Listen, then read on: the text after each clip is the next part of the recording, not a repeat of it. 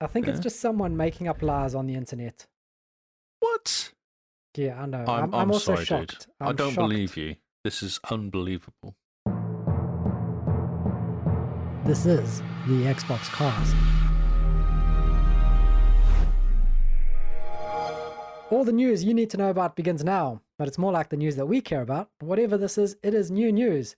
We're your hosts, Carl and Lee, and today we're joined with a very special guest, the one, the only, Gary, aka GSpcdNZ. Hi guys, how's it going? Hi, how's it Good. going? Great. I was It's thinking funny. to myself, Gary's not called that anymore. He's changed his name. That's really confusing. Well, yeah, that's exactly what I was thinking. The only thing that has that name is Discord, GSpcdNZ. But yeah, it's a mess since recently. Okay, Gary. Because I thought Well, it'd be more interesting to go with my name because people kept on getting confused when they saw GSpcdNZ. Because when I make comments on Twitch, it just confuses people. They're all, They do confuse "Hi, people anyway, though. Generally, don't they? Like your comments. Possibly. Yeah, I have to admit to that one. But yeah, so I changed it to Gary Streaming, That's it. because my Twitter handle is Gary Tweeted. So I thought, okay, I'll just go with Gary something, so relevant to whatever it is I am. So on Twitch, it's Gary Streamed. I think on my Discord, in the Discord channel, I'm Gary is good because I thought that was funny. Yes, hello. Okay, so we're going to call this one Gary Podcasting. Gary is podcasting. Gary's podcast. Gary's talking. Gary's voice. There we go. Mr. Lee, how are you? No dogging. I'm right. It's Saturday. I'm on my second beer, which is good. Wow, I that's a do good wonder sign. if I can pull out and during the podcast and grab another beer. I'll have to see how you two are going.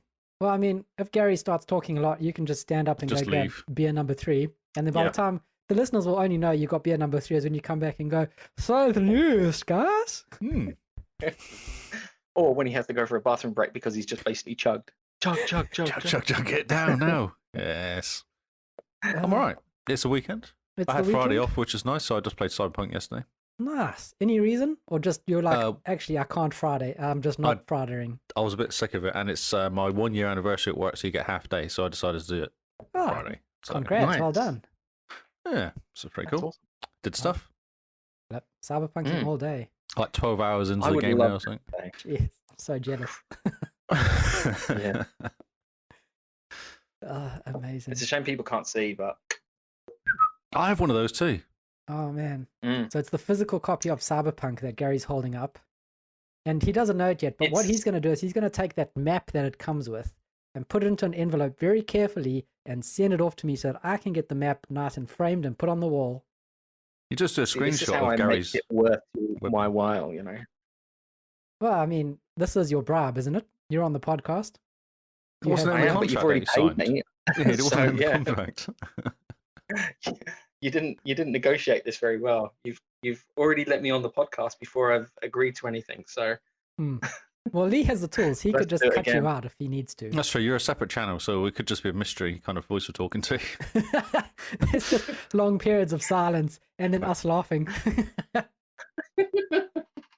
That's pretty much So, normal, my though. bad. So are we all getting into PodPunk? Yeah, I'm deep into PodPunk. I'm so obsessed with Cyberpunk, you have no idea. I just want to play it all day. Dude, I remember when it first came out and you had your PC back in the day in New Zealand and you were like honestly breathing cyberpunk. It I was was so hyped. it was so infectious and so impressive. But at the same time, when you moved to Australia, you got rid of your PC and now you can't. Now, well, you didn't play it for ages, did you? No, You didn't buy it, did you? it's on PC. I bought it on GOG, and then I bought it again on Xbox when they released their next gen patch. So literally last week. Yep. So that was the plan. Was I'll play it on Xbox when it's optimized for next gen, when it can be comparable to the PC experience. I stalked it on Trade Me. And then as soon as it came to next gen, for some reason I could pick it up for $30 on Trade Me. I was like, well, that's perfect. So Nice. Good job. yeah. The only thing about Trade Me is it's Trade Me, and there's always a risk. And then you have to wait for delivery. And It was fine. 2 days I got Oh, here. It was fine. No, it was all good. Nice. It arrived. It worked. So that was a bonus. It got you, and it did you get worked. the special edition as well with the double disc and all I that? don't know. It's Oh, a I double suppose you have disc. to. Isn't yours a double disc as well? Yeah, I suppose it has to be, doesn't it? Because of the What, the 60 gig the amount of download? content. I put the disc in, it did a 60 gig download and then installed the disc. And then it said put disc 2 in, so I put disc 2 in. And then it said put disc 1 in after doing nothing at all with disc 2. And then it started playing. So Yeah. I was. Yeah, Okay. I know. What is disc 2? I think it's. I don't know. I think it basically just is. You have to have had both discs in order to, like with Apple products, you can't fake an Apple product. You have to have the original material. So if you took, Just put it in the bin. I'll nobody put that in can the take this. Mate, personally, I'll just Holding put up a that into the MacBook bin thing. straight away. Just put it in the bin. This get is the rid of best it. laptop I've ever owned, I'll be honest. And I've got a Surface Pro back here as well. But anyways, if you took this out of the chassis and wanted to use it on something else, say the chassis broke, There's a doorstop. you couldn't. You just couldn't. You Doesn't can't do work. it. It has to only work with the original chassis that it came in. And I think that's why the second disc is there as well. Is that you have to. It triggers that it's okay to play the game. I think. That's exactly it. When they first brought it out, they went, "Oh, like we can put it on two Blu-rays. It's like 60 gig. That's 2 Blu-rays. That's fine." And then they updated it and actually made it work. As they Made did. it work. Okay, Brilliant. so this is the news. This is How the are you, news. Kyle? How are you, Kyle? I'm good, thanks. It's Saturday. I went and hunt for some new Unify gear, which a website told me was in stock at a computer shop. So I trekked all the way across town, 30-minute tram ride across town, go to the store, talk to the RT monkeys that have no idea what I'm talking about when I say, can I get a Unify managed switch, the 8-port 60 watt with PoE? And I just get a blank stare. And I say, your website says it's in stock. And they go, oh, no, it's not. And then he Googled it in front of me because he told me to come around to the thing so he could spell it correctly. He Googled it and then he said, other store that is not this store, that is our direct competitor, says they have it in stock. Maybe you should go talk to them. And I was like, great What? job. You've Where just was kind that? of pointed me at your competitor to go and buy something else, which is on the other side of town, which is a 45-minute train ride from here. So See, now I respect that because he's actually given you the best advice that you need rather than something that's going to make him money. yeah, but I That can Google. I hold up quite high in terms of sales. Yeah, but I can Sorry. Google. I know he doesn't have the stock. Cool. Well, then now it's your chance to try upsell me on something else because maybe he knows a little bit more than I do. Maybe he knows a different product. No. There you go. That's the problem, isn't it? I live in He's hope, Lee. I live in Yeah. hope. You know me? I am the eternal optimist. One day someone is going to impress me and I'm going to be like, whoa, that was Wow. actually well done. That was actually helpful. You know, I actually remember the last time I had a good experience at a retail store from anyone. And that guy I hired. And that was 9 years ago, maybe 10 years ago when I worked in recruitment. And yeah, he was great. In fact, I'm still in touch with him. He moved back to Paris. Great guy. He literally, I was looking to buy back in the day a Blu-ray player with, built-in speakers and 3D capability and all that sort of stuff at the time. I just had What a a great- vision of a Blu-ray player with a speaker on the front of it. Then that was weird. No, yeah. So it's got 5.1, which is, and I still have it actually on one of my TVs. And he basically went away, researched what I was looking for because they didn't have it, found what the differences were of all that stuff, and I walked in about a week later, and he came up to me and said, "Hi, Gary. Are you still looking for this? Here's what I found out, and here's what I can tell you." I can produce. Blew my mind. Honestly, blew my mind. And I hired him. About 2 weeks later, he left that job and came to work for me. So it was great. See, I live in hope that one day What a salesman will do legend. that to me at a computer store. And I'll be like, why, yes, here's all my money.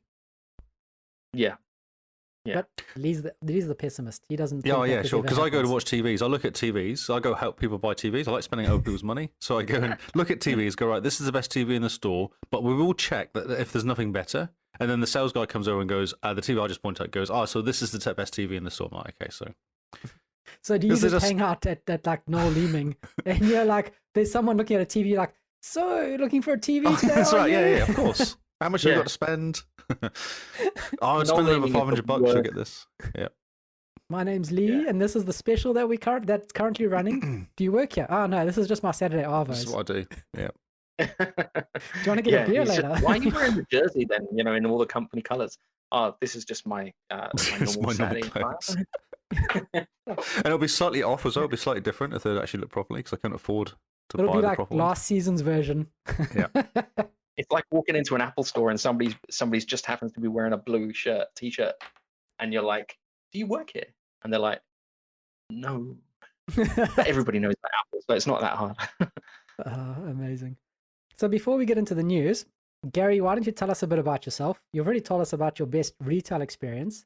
Give us a bit of background, like when you first started gaming, why you like Xbox, how you found us, just general stuff for people to get to know you better. Cool. Yeah. So I'm Gary. Obviously, Gary is good. I'm Irish with an English accent. Which Why is an the interesting German one. thing? Why the German thing? Yeah, let's start off there. Why the German thing? Because you're thought Irish it with was an English funny. accent that comes into our Discord to talk German at us. None of us are German, in case you haven't Once. noticed. Once in about 3 years that I've been But your talking to you name guys, is I've Gary used Estgood. German. Ist good. It's good. Yeah, but that means Gary is good. And the thing is, get good is the get thing good. that people say in gaming, right? So To me get good. constantly. Yeah. And it's just a play on that. Gary ist good, and that's it. But yeah, I've been gaming for as long as I can remember. I remember my parents bought me a NES back when the Teenage Mutant Ninja Turtles pack back in the day. So when this wasn't Mario, the Super. This was actually the NES, not the Super NES. This was the original NES. the NES. Yeah. Yeah. Oh wait, Teenage Mutant Ninja Turtles. I'm Yeah, just I'm checking. pretty sure that was the NES. Yeah. Okay. So Well, yeah, there was a NES yeah, I and had Super the NES. NES. You know, it's important. Yeah, NES and yeah, SNES. True. SNES and NES, yeah, the Nintendo Entertainment System, and I literally was like blown away by that console. I would play it constantly. Me and my friends would swap games and all that sort of stuff. And yeah, it was just what you do as a child, right? Back in the 90s, In 70s. 80s? Oh, yeah. 90s. So back in the day, and yeah, it was amazing. And then like my mum bought me a TV as well, so I had my own little, I suppose, 10-inch TV or something like that, CRT. So those big boys, and I had that in my bedroom, and I used to play Nintendo all the time, like constantly. And then, being the kind of person I am, making deals and being in sales that I have been for 20 odd years, I sold that, and then I got something else, and I got something else, and I got. So I've always upgraded my devices, no matter what, from a tech perspective, to get the next, or to understand something different. So I went from NES. I think I had the Master System too. I may have had that before. I can't remember. I got the SNES. I got the Game Boy. Arguably, my sister actually got the Game Boy for Christmas, and I got something else. But she wasn't interested, so I played it. And so I've been I've been gaming ever since. I didn't get into PC gaming until 98, so Windows 98. I got a PC, which was the equivalent of a Pentium 2, but it wasn't a Pentium 2. So if you can imagine back then. And I The used to play AMD, things was like FIFA. Was it the AMD? I think it must have been, yeah, an AMD chip before. The 5200 or AMD something, was it? Was it Athlons? The Athlons? They were... Oh, the Athlons were great Before chips. Athlon. Athlons were Before amazing. Athlon. Yeah. Before before Athlon. Yeah. Athlon. Okay. Man, that's Yeah. going back. So, yeah, I mean, the thing is, I was quite poor growing up. So to have all this gaming stuff, I had like one game, which was Excite Bike, and the game that came with the console when it first came out. So I had it. My mum and dad bought me Excite Bike because I wanted a new game, and that was the cheapest one you could buy from a game store in Stratford. if you know where that is, if anybody knows where it is in London. And yeah, I just loved it. I used to borrow all my friends' games and play, and then I got the SNES, and I used to play Mario a lot on that, and F-Zero and Mario Kart. And then the 64 came out, and I didn't buy that. I actually, because I went to university, I used to literally, I was the only one with a TV. So my friend brought his Nintendo 64 around at our uni dorms, and we played GoldenEye. Literally just that, 4-player on a TV screen that's about this big, and there was about 20 of us in my room, and we'd all sit around and play GoldenEye, you know, slappers only, or knives only, or snipers only, or whatever, and we'd literally play that all the time. And that same friend also had a PC, and we played Championship Manager on that all the time as well. So my university days were quite interesting. I played that game. I've lost so many hours in that game, Championship Manager. I still lose so many hours in that game. If I'm working and I've got some downtime, lunch breaks, or it's 4 o'clock in the afternoon, I've finished all my meetings and I've done my work. I hope nobody's listening to this from my work. I will jump on Football Manager for a good half an hour, just to sort of get in a couple of games or do a couple of transfers or whatever. But anyways, Xbox, which is the whole reason we're here. Xbox was a love of mine from, I think, Halo 1, obviously. And then Halo 2. And I bought the original one. I got the crystal one. My mum gave me the money to go out and buy it. So I bought it from Walthamstow Argos. And I got really scared going home because I was convinced that I was going to get mugged. Robbed. So it was quite a rough area. So I had this, I don't know if you guys remember, but how big and heavy those bags were. Sorry, the boxes were. Mm-hmm. And I put it into a bag and I zipped it up, and I went and got the bus home, and I was petrified. I was literally sweating tears on my way home, convinced that somebody was going to mug me, because I don't know, about 5 or so years beforehand, I bought a pair of trainers from Ilford shopping centre. So blast from the past this is. And some muggers followed me home and mugged me on the way home about 100 meters from my house. So they followed me all the way from the store, mugged me, took my trainers and the receipt out of my pocket, went back to the store, got the money back. And yeah, so I was quite petrified of buying anything of any value for a long, long time. So buying the Xbox conquered a fear of mine, if you can imagine. And then I went Xbox. I went the 360. I remember getting that. That was an amazing system. The Xbox One. I got the Xbox One. I got the Xbox. Well, I'll start with the 360. So the 360, I then traded it up for the Elite. And because I was on holiday and I wanted to game, I went and bought the slim version as well. So I had about 3 or 4 of them. And then I traded all of them in with my over 100 games to get the Xbox One day one in New Zealand. So I actually bought all of that stuff to New Zealand with me. You can imagine.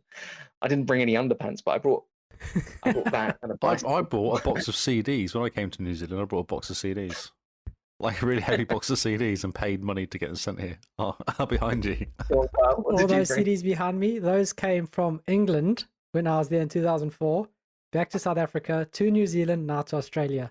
Those things will die with me. I'm not leaving them alone.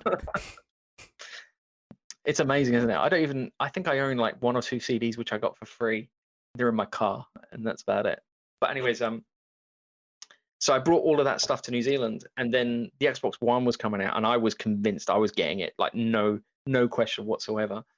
So I went and traded in all my games, my Xbox Ones, everything, and it paid for the full Xbox One, all the games that were released at launch.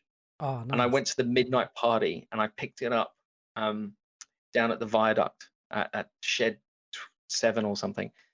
And it was like sort of band playing. It was crazy. It was really impressive. And I remember coming home, putting it in the car, and it was released at midnight. So I drove all the way home to the North Shore. Oh, we've lost Gary. Gary just fell off his chair. The camera fell off, but my mic is. What a story, yeah. Amazing. And, Your so camera got I- really I excited don't- and just jumped off. It's like, nah, I'm done. It's because I was like bouncing on the table. Not literally. You're right there, Carl. You're crying. Oh, you've I broken don't even. Kyle. Where's the wire, man? It's down the back of the TV.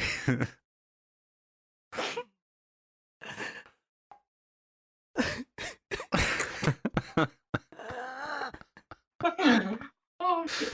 The wire's gone. It's around the back, and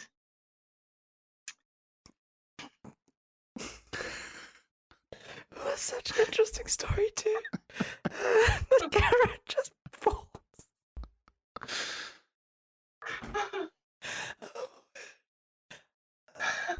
Oh God, I can't even. Oh, you've broken Kyle. you're just making me laugh. I'm not even laughing at it. I was like, this beer's kicking in, and then Gaduk. Bye, Gary. I'm trying to find the cable so I can pull it up at the other end. That's what she said. So we've temporarily lost Gary while his camera fell off his monitor, which was. What do you reckon happened when he drove back? Do you think he got mugged by by aliens? Just the camera has good timing. He's not got. This is a very interesting position. It's like a secret camera now. He's put it on his desk. So good. So Wow. driving Wow, back to yeah. the North Shore. Burton, Yeah, what can happen? Aliens. Must be aliens, I'm sure. Yeah, maybe aliens took his Xbox One. Hmm. That's why Oh, he had okay. to Not get a even that PC. interesting. Not Not that even that interesting. interesting. No, mate, there's a huge build up to the story now. I want to know the rest of it. I want to know how it ends. Mm. Oh, man.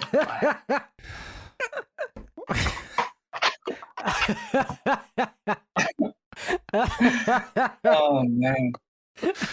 Done. Podcast over. I can't anymore. The There's end. going to be a few edits on this one, eh? I don't know what to do. I might just fast forward it till the end or something. I don't know what I'm going to do yet. I'll have to decide. Good luck, Mr. Might Lee. just leave it in, just because. Do it. It's so good. Just, And you got change as Okay. well. You're wearing that hat now.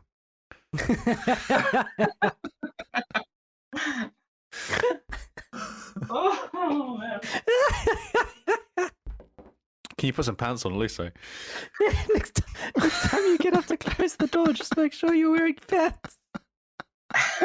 How did you see that leotard so tight? Oh, mate, you saw more than a leotard. And so glittery. How do you get it so shiny? How is it not like tints, like that How do shiny you think I get flickering it so stuff? shiny, Kyle? Oh, wow.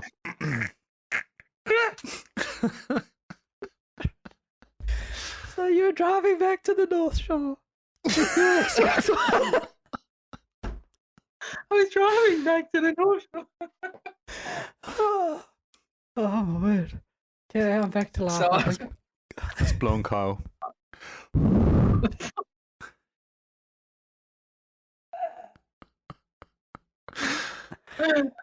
Ah, okay. Hey, Kyle, should we just record this again without Gary in it? Just do it, just us two next time. Just Yeah. once he's finished, we'll go back and re-record the whole thing again. Just, Yeah. Just cut out you'll the have laughing nothing to bit. say. Oh, how did it finish though? You can't do that and not tell us the end. yeah. No, I will. I'm just waiting for Kyle to calm down. So I was driving back from the North Shore. I got to the house and I couldn't not open the open the console. So I got all excited, you know, got the controller out. I still have it somewhere, day one controller. And I turned it on and there's an update. And it wasn't even far. Obviously. And it was 1 o'clock in the morning. And my partner at the time was like, "What the F are you doing?" And I was like, "I just want to play a game." And I sat there till 4 a.m. Did you play a game or just sit watching an update? I played a game. Yeah, Okay. no, I did. What was the And then I went first to game you work. played? What was it? On the Xbox One. Hmm. Ooh. Oh man, it's Well, probably the free. I got FIFA free. I think it must have been FIFA 16 or 13. Was it 2013? Wasn't it when it first came out? Yeah, 13. Yeah. Yeah. So I probably had FIFA 13 free. I probably installed that. Because the others, I don't know actually. What would have been? Because the launch. The launch was Rise. Because we had like, what we played, Forza 5. Forza 5 in the play, wasn't it? Rise, man. Yeah, Dead Rising 3. Rise, Dead Rising 3, where you're all sniggering and making noises because of the Kinect. Because remember, Lee, we were working together at the time it came out. Yes. You came with me. We went to the post office to pick it up. Went back to my house, plugged it in, and same thing. It wanted an update. Updates. And Lee was like, we're not going back to work until we've at least seen a game on this. And I think we spent 2 hours at lunch or more because it was updating. And then we played a game which then also had the day one patch. And was it Forza? Was it Forza or was it the zombie game? I think it was Forza. We jumped into Forza. Yeah. And yeah, I was on DSL at the time, like a 20 meg download line, which cut out when it rained. You know, that's the thing. I played Valhalla for the Series X. That was for me the launch game. Same. And I think everybody bought that. But did you play it on the Did you play it on the Xbox One and then play it on the Series X? Because that's what I did. And that was incredible because it was like ridiculous how different it was. The change was amazing. Yeah. Yeah. To be fair, right? I don't know if you guys remember this, but there was a game that came out and it was digital only. And I was in the line to buy the Xbox One and I saw it on the screen and I was like, oh, that looks interesting. I'll try that. So I downloaded it and bought it digital only. I think it was one of my first pure digital games. And it was called Loco Cycle. Have you guys played that? It is so bad. No, surprisingly not. No. Was it just for you, that game? Like, did someone just see you coming and go, oh, look, is Gary will buy this game? No, it was honestly, it was basically like a possessed motorcycle. And it was, it's so embarrassing. It was so bad. But I can guarantee there've been worse games out there. But I don't know. I'm looking at the screenshots of it now, and my word, it's, is it One Leaves got a level? I think it's actually a little bit worse than One Leaves. That's a massive thing to say, Kyle. Yeah, it was.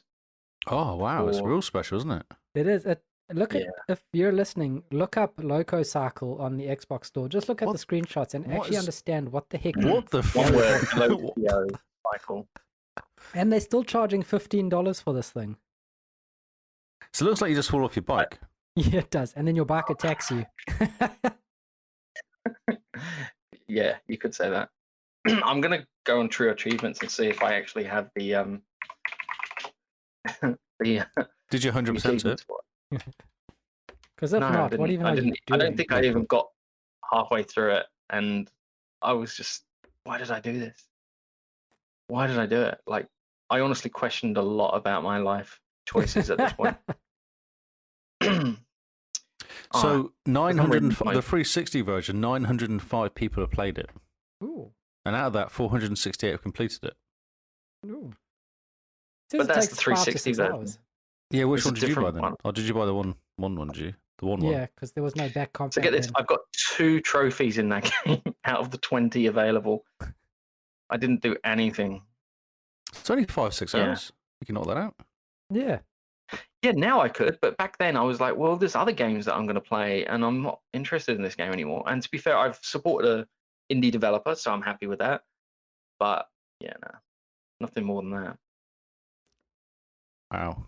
Yeah, that's a very special game to have been your first digital-only game. Memorable, I'd say. Oh, memorable, regrettable. Yeah, yeah, there's probably more. So what are you playing at the moment then?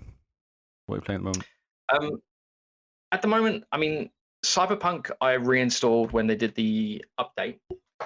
Did you play it the first time around as well?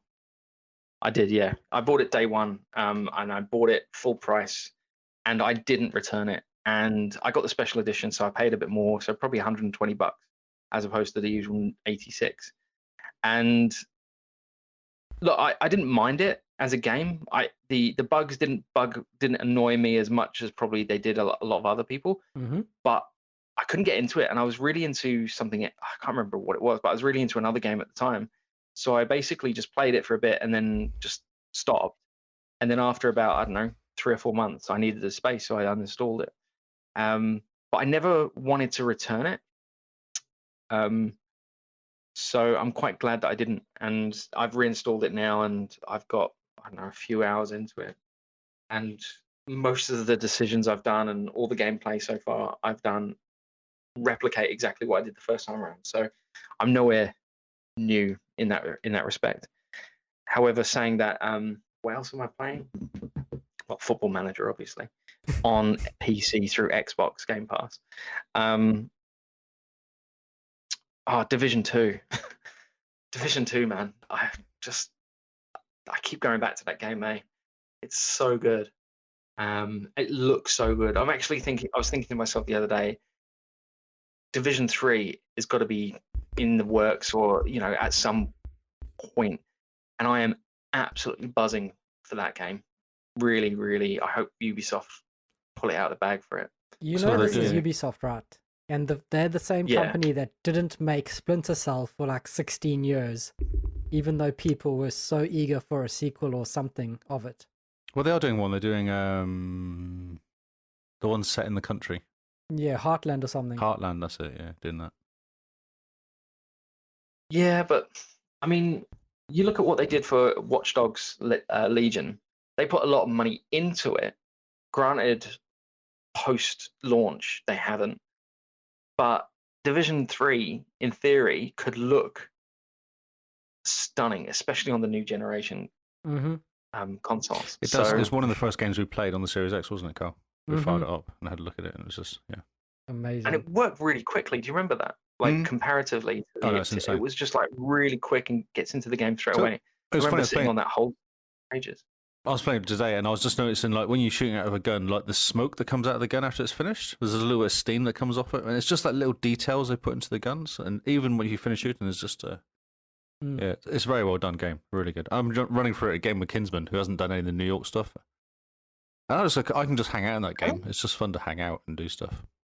Wait, didn't Kingsman do kill what's his name the other day? And he was like gloating about it. And yeah, when all three last week. Yeah, last week. He just literally finished it last week. Yeah. So he'd never done it beforehand. So he said to me, "Let's go through it, or can you help me go through it, and we'll just go through and then do all the manhunt stuff as well." So we're currently doing the manhunt stuff as well, which is quite cool. Yeah. Which Carl will get to at some point if he ever completes the game. Yeah, but I'm playing Cyberpunk at the moment. I mean, it is Parchmonk, so you gotta shake it off. Yeah, true. I actually completely agree with you. I think arguably Division will always be there in our lives, and Cyberpunk needs its opportunity to sort of glorify us in its new updates. And to be fair, what are you guys running? Performance or performance? Pretty. 60 FPS all the time. I'm running pretty. You're running 30 FPS.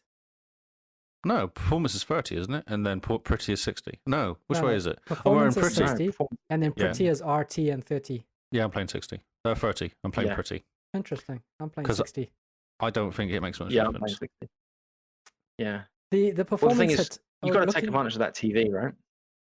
Yeah, but looking at all the Digital Foundry videos between performance and RT, the trade-off that you're making for 30 FPS, you're not getting a lot. You're getting softer shadows, and that's it. I've just looked. I've played 16 hours in this game already. Put it onto performance mode. Just your next session, put it onto performance mode. It starts on performance mode, and then I changed it to pretty, thinking, I might as well get pretty because I don't really think it's that much difference. But yeah, put it onto performance mode again, and it feels so much nicer. Oh my word. Okay. 60 FPS is the standard now. Okay. But I've played 16 hours already in this game. Jeez. Which is insane. As 16? 16, yes. My word. Yeah. It's fun. It is. I'm enjoying it. Mm. You know, if we weren't podcasting, I'd be playing it right now.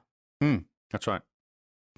I was actually debating bringing my Xbox in here and having it playing on there, and then having my laptop with the podcast, and I could just be talking to you while I'm gaming. And I thought, nah, I think you might notice. Yeah, I think Lee tried that once, and that didn't go so well. What I was trying to do was have it playing in the background, so I could have like a live screen going in the background. Oh, nice. Yeah, but Actually, I quite like some of those shows on YouTube where they just talk over their gameplay. That's quite fun. I find it hard to play, let alone talk about what I'm doing and why I'm doing it and what I'm thinking at the moment and what I had for lunch. It just doesn't. What did you have for lunch? Yeah. Lee? I'm interested. Oh, cheese and Lee, pickle and let's crackers, go. actually. Cheese and pickle and crackers. Ooh, Went sounds simple yummy. Cheese and today. pickle and crackers. Yeah, Branston pickle and cheese and crackers. Mm. Oh, Branston pickle, man. Branston pickle, mate. Yeah, That's It's like- a good one. I like that.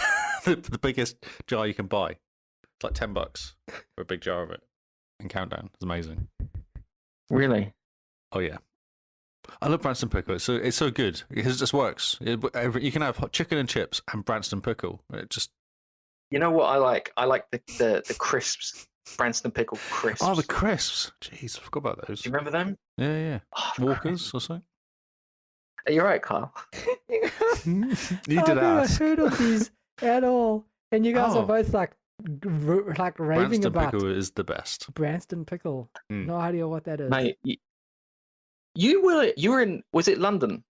Yeah, Yeah, you were in London but I was in London around a the bit, same time and as then I me. was If also we'd in all Kent. been friends back then in London, I swear to you, it would have been Legendary. hilarious. Messy. Yeah. Very, very messy. I was Do you think mostly we'd have based made out it in to New Kent, Zealand? I so don't know. yeah. So, like a Ploughman's is basically Branston pickle and cheese and some other random stuff. That's what a Ploughman's is. But a nice big thick piece of white bread. Yes. Yeah. Carl's looking really confused. Completely. Okay. So with So that's that, why. So this is why people don't. Should I be talking about what I have for dinner then when I play Cyberpunk? Because people will have a conversation about it. yeah, no, definitely. Always tell people what you're eating, because as you've seen in our Discord, people are putting pictures of food up, I know so and my many. word, it's just food. In our real life Mm. pictures channel, everyone's just putting food, and everyone's just going, "That looks good. Here's mine. That looks good. Here's mine." And I'm just sitting here What going, did you have? "Oh yeah, well, you guys can cook for me any days of the week." Yes, gardeners come around my house and cook. Agreed. I think it's probably going to end up where we all meet up just to have food To together eat. That's and right. then take photos and then post them in Discord. Yes. I'll bring Branston pickle. I'll Okay, bring a right. story about my OG Xbox. I think I should do the news. I feel like Yeah. people have waited long enough for this. Yep, we all know about Gary now, and we all know about whatever the pickle nonsense is. It is time for some news. Oh, now see, I feel like I need to tell more about it because Well, maybe save that for the the Discord. nonsense. It's not nonsense, mate. It's real life. Send it in the Discord. Good I'll stuff. try it out, and I'll let you know if it's good or bad. Okay, I'm going to share some with you in chat, Gary. It is the Xbox chart. Ooh, we like the Xbox charts. I forgot to put it in originally. Oh, Lee, what are Okay. you doing? It's in Zoom chat.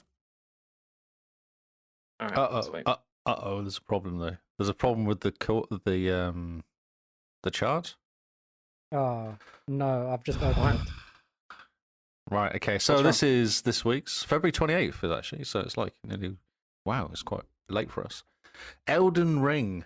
Oh no, actually I'm not going to say about the Elden Ring came out this week, as we all know. So top one is Fortnite, and then it's Call of Duty, and then it's Apex. Halo's still at number 4 though, which is nice. Mm-hmm. Halo's doing Uh, very well. I've never had an issue getting into any games, and people No. keep saying Mhm, it's a same. dead game, so I don't know what's going on. Who's saying Gotcha. it's a dead game? Twitter. Because they're not playing it. No, the internet thinks it should be dead because Microsoft made it. Okay. Well, 20 years and we'll still be talking about Halo Infinite, but whatever. We'll just ignore it. It doesn't exist. Yeah. Interesting. Destiny 2, which came out with a new update, which came is in number 7 now from number 10, which is nice. Mm-hmm. With a bump. Only up I 3 see. places. Yeah, but it's this top 10 is stuck. And it doesn't change very often. So for it to jump that much is quite good. And I've seen a lot of my mates playing it on Xbox Live friends list. I'm slightly jealous, but I feel like I should play it. I feel like I'm missing out. Forza 5 is there, Forza Horizon 4. Then Elder Ring is at number 9, which is good. It'll be interesting to see how long it sticks around. Yeah, Now, especially being an have you open guys world game. bought it? Eh? Oh, God, no. We don't hate ourselves. We like games we can actually complete. I've watched a few people streaming it, and it doesn't look that hard, if I'm honest. I mean, it just Oh. looks like a Kyle, RPG. so you watched someone, didn't you, for 8 hours and they didn't defeat the boss? Yeah, I had someone up that I was watching for ages, and they went from one boss, and they spent a couple hours on one boss, and then they're like, nope, run away, go to the next boss, spend a couple hours on the next boss, didn't defeat that boss, nope, run away. And this guy was, it was his first Souls game, so he had no idea what he's getting into because he had never done a Souls game. He had no idea what a Souls game was, and yeah, I spent 8 hours with him up just on the screen. You know, as you're busy working away, you just have the background noise, and for his stream, his 8-hour stream, he didn't defeat one boss. So 8 hours. Yeah. How long did it take him to get to each boss? He was spending a good couple hours on each boss, and he just would run away. Nope, not doing this one yet. And there you go. That's Yeah. We don't hate ourselves. We are not doing Elden Ring. It looks great though. It looks it's very amazing. Cool. Yeah. No, it's an amazing looking game. And I think the actual open world bit of it is actually really cool. Mm. There's just this problem that, do you see one guy? It was amazing. So he's fighting this boss. He had one more fight, one more like attack to kill him, and the skeleton appeared with a torch and killed him. Yeah, him. I saw that. That was great. Yeah, I saw that. Yeah. I was like, Jesus. That's okay. Yeah. No. So okay, charts. Anything else interesting going on? Cyberpunk dropping down from 9 to 15. Oh yeah, 9 to 15. Dying Light dropping off. Wow, Single player that's game. shocking. Yeah, but everyone came in for the first 2 weeks and played it, and then it'll now drop away because they'll complete it. Mm. Yeah, I think it's going to hover around the 20th mark, Cyberpunk. It'll stay around 20 because enough people still No want to Man's play Sky is not to be seen, and that is the ultimate, resurrection story, right? Yeah, that's true. No Man's Sky's not on here, which is interesting. That's weird because that used to be on the charts, isn't it? It's dropped off. Yeah. When's the new pops up every now update and coming out? again. There's an update coming out soon, isn't there? There's one that's just come out for it, the Sentinel update. Ah, we might have missed it because it came out on Tuesday. This update, this chart. Oh, yeah. So it could be after Tuesday. Mm. FIFA's doing well. Which one we don't know though? Number 16 and 16 because there's 2 for 15. And 25. Yep. One of them is doing well. One of them One's is at doing 25. okay. One's at 20 and 16. Yeah. This is a running thing. So they have NFL Madden 22 at 20 and 27, but we don't know. Oh, so is that basically like the Series X version versus the One version? Xbox One. Yeah, that's right. Yeah. Yeah. Because EA. Yeah. One One thing that I will point out is Star Wars Battlefront 2. Like, it's only gone down one place, but it's at 29. I mean, that game in itself, to be in the top 30 after what, it's 9 years there. of being out or something. Amazing. Anything else interesting going on there? Like a re-entry of One Piece Pirate Warriors 4. Wow. Is it leaving Game Pass or something that it jumped back into the charts? Is that what it is? No, I don't know. I'm just guessing. 2017 that came out, actually. Battlefront 2 came out in 2017. I was kind of curious. So it's 4 years. 5 years. I actually still play that game, if I'm honest. Battlefront 2? Yeah. If you go into it, and instead of playing the 100 people one, which you can never get onto a server because there's never enough players to get onto it. But if you go into the co-op missions where it's 4 players, you'll always get into a server and it's really, really fun. Really, really fun. And it's the only game that my wife will actually sit down and watch while I game. So she doesn't game as She well? loves it when I play that game. So I always start off the night by playing that game, and then I quickly jump over to either Division 2 or Cyberpunk. You know your audience. Yeah, no, nothing. Well, I'm just reading the write-up, and there's nothing interesting going on. It's very quiet. Nothing interesting at the moment. We're just hanging out waiting for the next thing.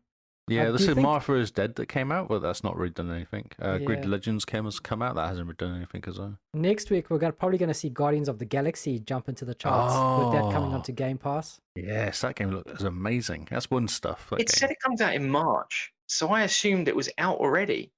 And I went to No. download it the other day, and it was trying to charge me $120. Yeah, no. So there's always 2 releases. There's like one after the beginning and the middle of March. They release games. So it must be the next batch. Right. Is that like got- with Games for Gold? I've got an article about it which might explain stuff later. May explain. Ah. Who knows? Who knows? We're not going to quote you on that. Yeah, I know. I know it's in there. I know it's coming out, but that's it. You recommend news stories, Gary? Come on. So this is one that Carl wanted to talk about last week. Excited. I know, yeah. The Game Awards 2021. Because it Yes. talks about games coming out in this year. I don't know why there's numbers next to them, but anyway. There's, so Xbox-wise, Tunic? I don't know what that is. Yeah. The Expanse actually sounds interesting. I didn't know they're doing a Telltale series of that. Has anyone watched that TV series? Apparently Is it's that really Telltale? good. It's really good. Yeah, it's very good. No one. Wow, The Star. Telltale, they're still making games. Sorry. Well, no, it's not. It's like a Chinese version of it. So I think the Chinese bought it, bought the Right. Telltale name, and they've been doing because they're doing The Wolf Within 2 as well. Supposedly. Yeah, but doesn't it still have the same, like some of the same devs or the same writers attached to it? Oh, okay. Well, Ah, hopefully, yeah. because that would be really Hopefully. cool. Yeah, indeed. Yeah, I don't know what happened. I know they got bought up by somebody because they went bump, didn't they? Mm-hmm. Who knows? Star Wars Eclipse. Yeah. Did you see Looks the cool. news report from Star Wars Eclipse or the leak that came out today about it? No. Apparently, it's now in development hell, and they're targeting a 2028 release date. God. Okay, so that's dead. What? Yeah, 2028. We have 6 years before that game is coming out, apparently. It's not because- coming out then. It'll It's be not gonna dead come out. before then. Yeah, Yeah, they're it'll going be to dead, yeah. cancel it. They showed it off too soon, in my opinion. Yeah. It was way too much hype. Mm-hmm. Of course, it's Star Wars. Yeah. With Yeah, Star but Wars, isn't it the first one that's not EA? Or is this an EA one? It's No, it's Quadratic not. Dream. Quadratic Dream, yeah. The same guys that did that Android game. What was it called? I do not know. Yeah. Android game, really good. People thought it was amazing. Oh. It's not that Detroit one, is yeah, it? Detroit Become Human. Oh, They did yeah. that, and Yeah. they did another one that's also to do with androids, I think. They I thought seem you to said like- Android phones as well. I was thinking when you said that. Oh no. I was like, Android phone games that are good. Are you ready? So, yeah. Sure. Star Wars Eclipse. With a Star Wars game, you got to sort of show the trailer and then be like, and the release date is 6 months from now. Because then people are going to be like, oh my word, pre-order, get the collector's edition, get the t-shirt, get the hat, pay for all the microtransactions. I'm surprised it's not a bigger deal because it will literally sell consoles, that will. It will sell on its name alone. It's got Star Wars in the Yeah. name. It's going to sell. Not if it doesn't come out. And the well. fact that it's not EA. Yeah. Sorry. They did all right with the last one, the EA, the Jedi Fallen Order. That was Fallen Respawn, Order. though. Yeah. It's still under EA's hat, though, isn't it? Yeah, but that was like Respawn with a sprinkling of EA on it. Was that despite EA it came Plus, out? Yeah, I think despite it was EA. first person. Sorry, not first person. It wasn't an online multiplayer. So it was story based and it wasn't going to be, chock full of Selling microtransactions. boxes? Yeah, and- yeah, that's right. It wasn't Yeah, Battlefield yeah. 2, is that what you're saying? Yeah. So Wonder Woman looks quite cool, but I don't think it's coming out on Xbox. But I did like the... I think I it do must remember. be. Do you think it's coming out? I thought it was a PlayStation one. No. Like Wolverine and Spider-Man are PlayStation. Wonder Woman is definitely Oh, coming to Xbox. So that'd be cool. That looks awesome. Alan Wake 2, everyone's very excited about. Mm. Did you play the first one, Gary? Yeah, I did. I bought it about 6 times. Honestly, I bought the original. I don't even know what console that was. I bought the original. I bought it on PC. I bought it recently again on something. And then when they did the update, I almost bought it yeah. again for that. Have you actually But played it's the the same game with much? Control. though? Like Control. Control is the same. I bought that about 4 or 5 times. I own it on PC 3 times because I own the Ultimate Edition, the original, and the DLC, and I got it for free with something. It was free on Epic. Yeah, I got it for free on Epic. And then I bought it on the Xbox. And yeah, the Ultimate Edition I bought on Xbox as well because I had to see it in 4K or whatever. So I've gladly thrown absolute tons of money at Remedy over the years. Yeah, because they deserve it. They do a good game, don't they? Mm. You haven't played it, have you, Carl? Adam Wake. Not yet. We bought it though. We bought the Ultimate Edition, so I've got on the Series X. Yeah. It's definitely on the list to play. It's fun. It's fun in a kind of weird, creepy. Weird, Don't go creepy into the dark. Why not? Yeah. That's brilliant. Somerville. Never heard of Somerville. Don't know that game. Warhammer would be quite cool. They're quite good fun sometimes. Warhammer games. Warhammer 40,000, Space Marine 2, Slitterhead. Yeah. Don't know what that is. Looks interesting. Looks very scary. scary. A bit scary. A bit scary. It looks like an indie. Oh, Silent Hill. Silent Hill-ish. Ooh. Where? Oh yeah, definitely. But then again, Silent Hill was all about the setting yourself, making you feel like you're playing one game and then instantly going into it, the most ultimate horror game ever. So that game just scared the absolute pants off me. Choosing my words carefully there. It was a bit scary. Rumbleverse. What the heck is Rumbleverse? Well, so Knockout City was quite a big thing when it came out. So this is like another one of them. It's basically someone gone, oh, you've made lots of money doing this, so what we'll do is we'll bring out something very similar to it.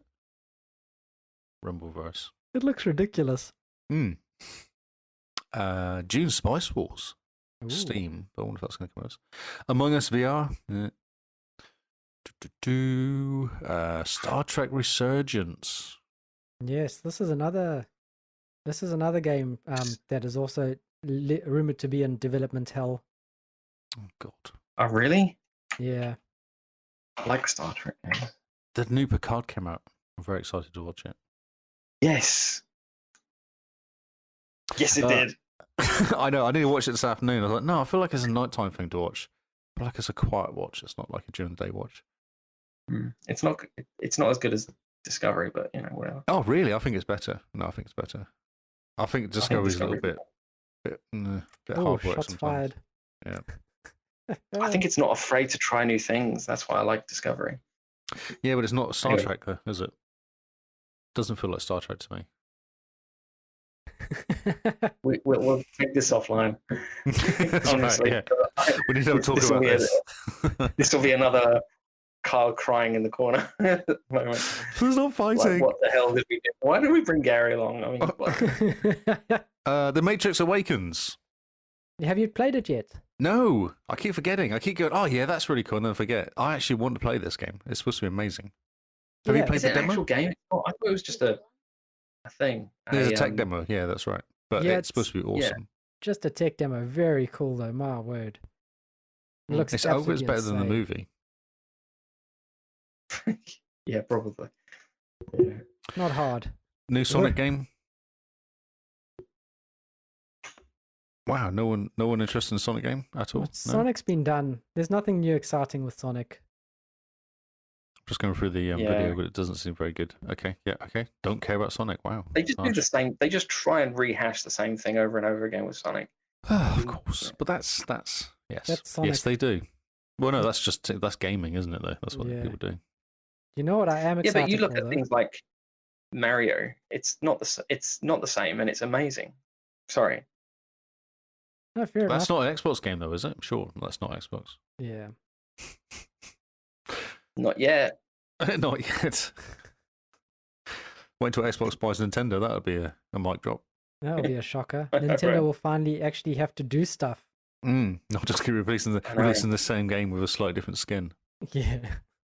Charging you for more tracks and Mario Kart.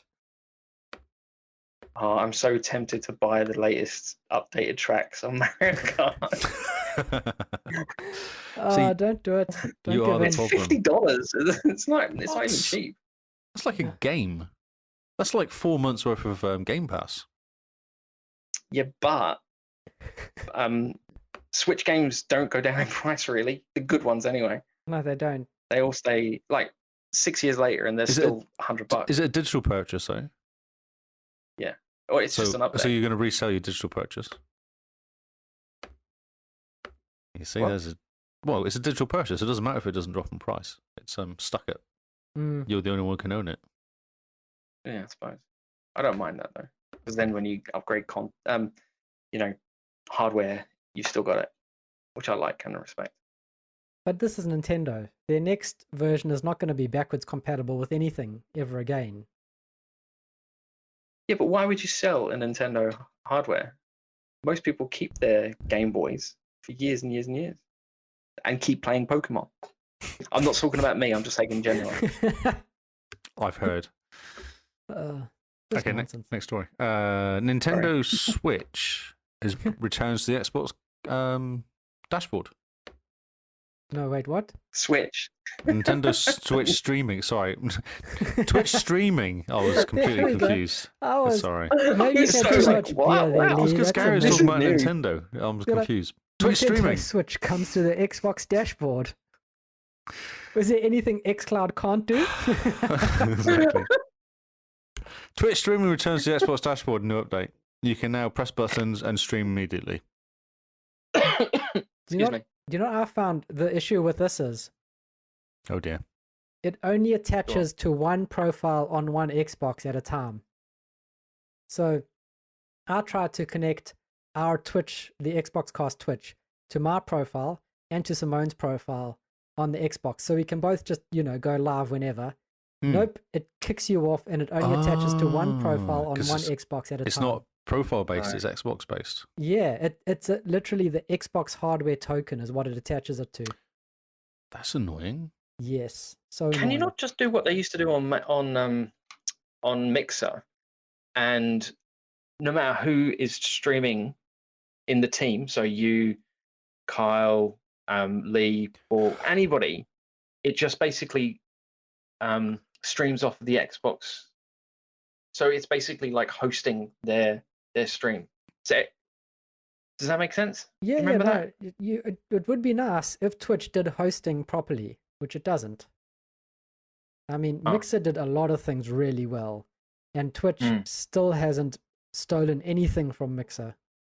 They don't care. Well, why would they? They just get paid and they've got no competition. Yeah, why would they? Yeah. It's so annoying. But this is supposed to be a really positive story, guys. Come on. It is. It's very good. exciting. It's a step in the right direction. I haven't used it yet. I have it. It works really well. Although I know someone's using the what's that stupid plugin thing that people use? Lightstream. Lightstream doesn't like it. It's confused with Yeah, live. it does. Very quickly. Yeah. I Yeah. remember what's her name saying. Yeah. But it's cool, and I'm looking forward to when you can press a button to make it stream or do stuff like you can do the share button and make it do things. Yeah, remap the share button. That'll be fantastic. I'm thinking like double tapping it would make it stream or something like that. Unless you've got kids. Just take their fingers. Just take their fingers to the controller in a certain way they can't reach the button. Yeah, true. Yeah, my daughter likes playing on the Xbox and she knows how to use the controller quite well. But then occasionally, and only occasionally, and when she gets wound up, she'll start button mashing. And I swear to you, the amount of screenshots I've got is ridiculous. I have to keep on going back and deleting all the ones that have just random rubbish.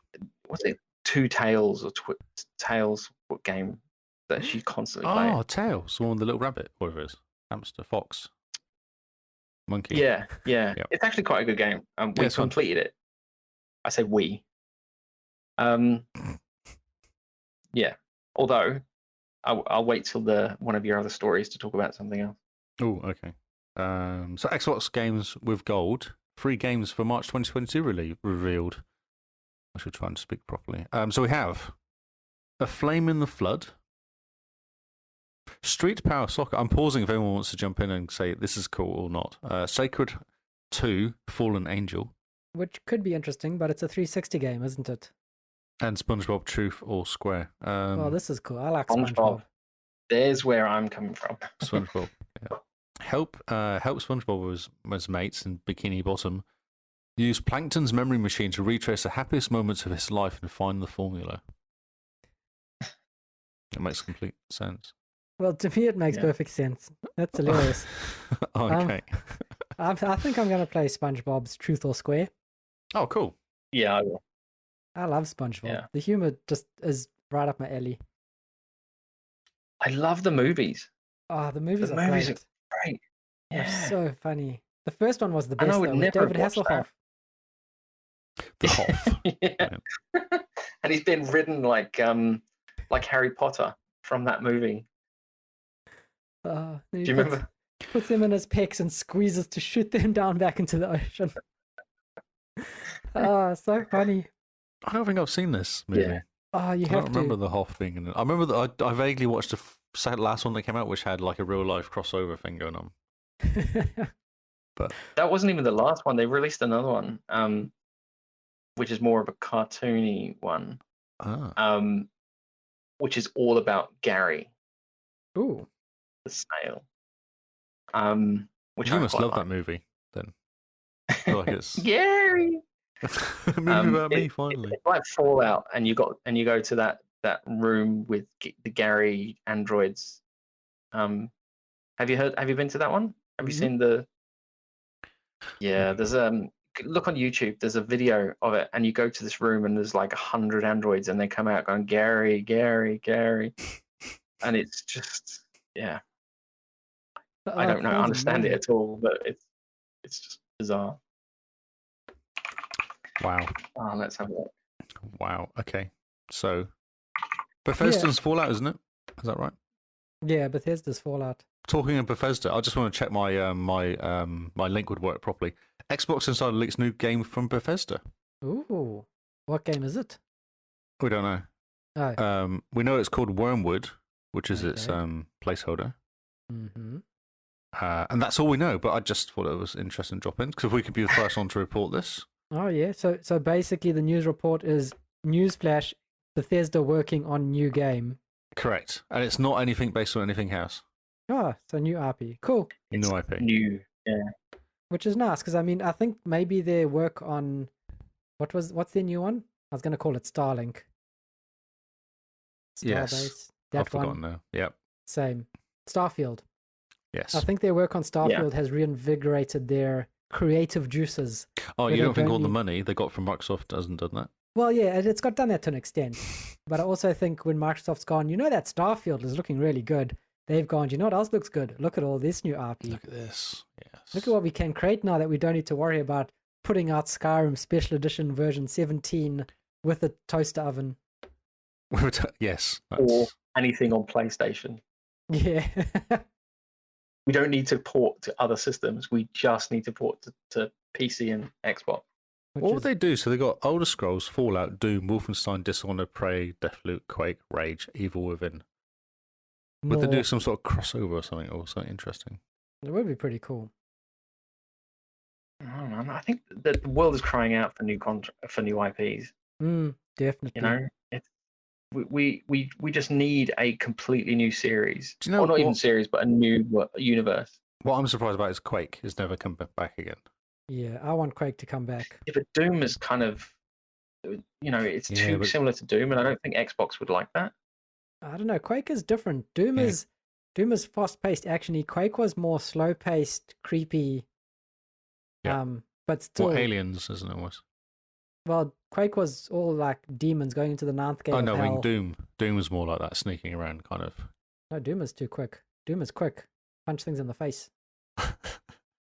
Also, Quake's more sneaky. I haven't played Quake in years. Oh man, yeah. Quake is kind of slow-paced. More slow-paced than Doom, definitely. Ah, okay. I dig Quake. Quake has a really cool storyline with the whole Strogg, which they did in 2 and 4, which I think they should bring back. But I also want Xbox to do like a Xbox all-store brawler thing, like Super Smash Bros. Or something like that. With Quake versus Doom guy. Well, just think, you could have like Master Chief beating up the Doom guy. You get the Fallout guy, you get the Elder Scrolls characters. They've got so many characters now. You get Gears of War characters, and they can all just beat each other up. It'd be great. Killer Instinct characters. It'd be good. It'd be good if you could use your old avatars as well, and then once you've completed the storyline for a certain character, you have the outfits for that avatar. So place your avatar you as a can character. mix Doom with Master Chief with, I don't know, metal legs. I was going to say something from Overwatch. Ah, yes. Because they're in that now as well, don't they? The hamster. Yeah. Yeah. Forza 5 is getting signwriting language support. This is really cool. So what they're doing is they're putting in a little kind of a guy, picture-on-picture guy, over the top of it for all the cutscenes. Okay. I think that's amazing, if I'm honest. There's a really cool video. It's on this link, actually, I think. I think this is a video, because we're listening to Winners Weekly, and they're talking about it, and how it works is they go, so it kind of starts, and they say, so this is what normally people that are deaf kind of, like they kind of start and they go, but a deaf person, this is what they hear, and they turn off all the sound. And then they kind of bring in the picture-on-picture bit and kind of go, so this is what we can kind of bring. It's a really good idea. Microsoft are really into this sort of accessibility stuff, aren't they, as well? Yeah. It's been good to see. It blows me away, really, that they actually try and bring it for everyone rather than just for, Oh, yeah. Well, Satya Nadella's son died last week or this week as well. Yeah. Cerebral palsy. really? So, yeah. So I think that's why he's into accessibility stuff. Yeah. Oh, that's so sad. It is. Yeah, he was 26 or something. So Yeah, that is not great. But going back to the Forza story, the nice thing is that they've got American Sign Language and British Sign Language in it. Yes, that's right. Which is good. Wait. What? How do you do different languages for the same language? American Sign Language, British Sign Language, New Zealand Sign Language, and Australian Sign Language are all different. They're all Are they? different languages, yeah. So with the British Sign Language, for instance, you end every sentence with the "you what, mate?" Brilliant. Are you looking at me? And the English, the Governor. Governor. Why, Governor? oi. Yeah, you start every sentence with oi. So I don't know how you Is it start like oi. in it or a or? Did you put an O on the end of all the Aussie ones? No, the Aussie ones is just shortened sign language, so you just need to use your fingers. You don't move your arms around. This is probably highly offensive to some people now. Wow. Obviously not me. Only Kyle could drag us down to this level. You got to make fun of it because it's all different, and I don't understand why it's different either. But yeah, American Sign Language, British, Australian, and New Zealand, they're all got their own different symbols, different signs. Well, it makes sense because like even color and things like that is all different, isn't it? Like the spellings and stuff is different. Aluminium, so it must be different. But how would you drop a U from sign language? Oh, but it's a speech thing, isn't it? Is it a sign for a different word as opposed to a sign for different letters within the word? I don't know. I need to watch more videos on what the difference is, but I do know they are different. Very cool, though. I might actually do that as well. That sounds interesting. Yeah. Anyways. Cool to see that they're putting this in, which is quite interesting. No, it's awesome. Yeah. And they'll do more, I think, as well, from the sound of it. And I mean, the nice thing is that they're options, so they're there if people need them. So it's very cool to have more options in games to make games more accessible.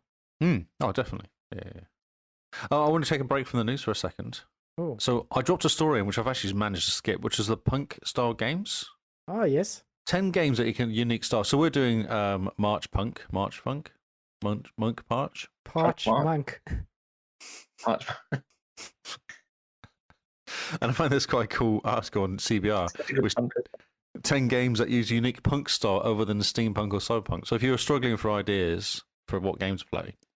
And also don't forget that Simone has put the list in our Parch Monk Discord channel. That's right, yeah. So you can go on our Discord and join it. You can come and see a list of games that you could possibly do. That you could play, and whether they're on Game Pass as well. Yeah, very cool. Yeah, let's go through this list. You know what's in there? Watch Dogs Legion is in there. Yeah, it is. That's right. Yeah, because yep. So number 10. Number 10. I love that game. Is Bioshock, which is a deco punk. I didn't even know these existed. Which is the opposite side of diesel punk. See, I'm learning you. I'm learning you.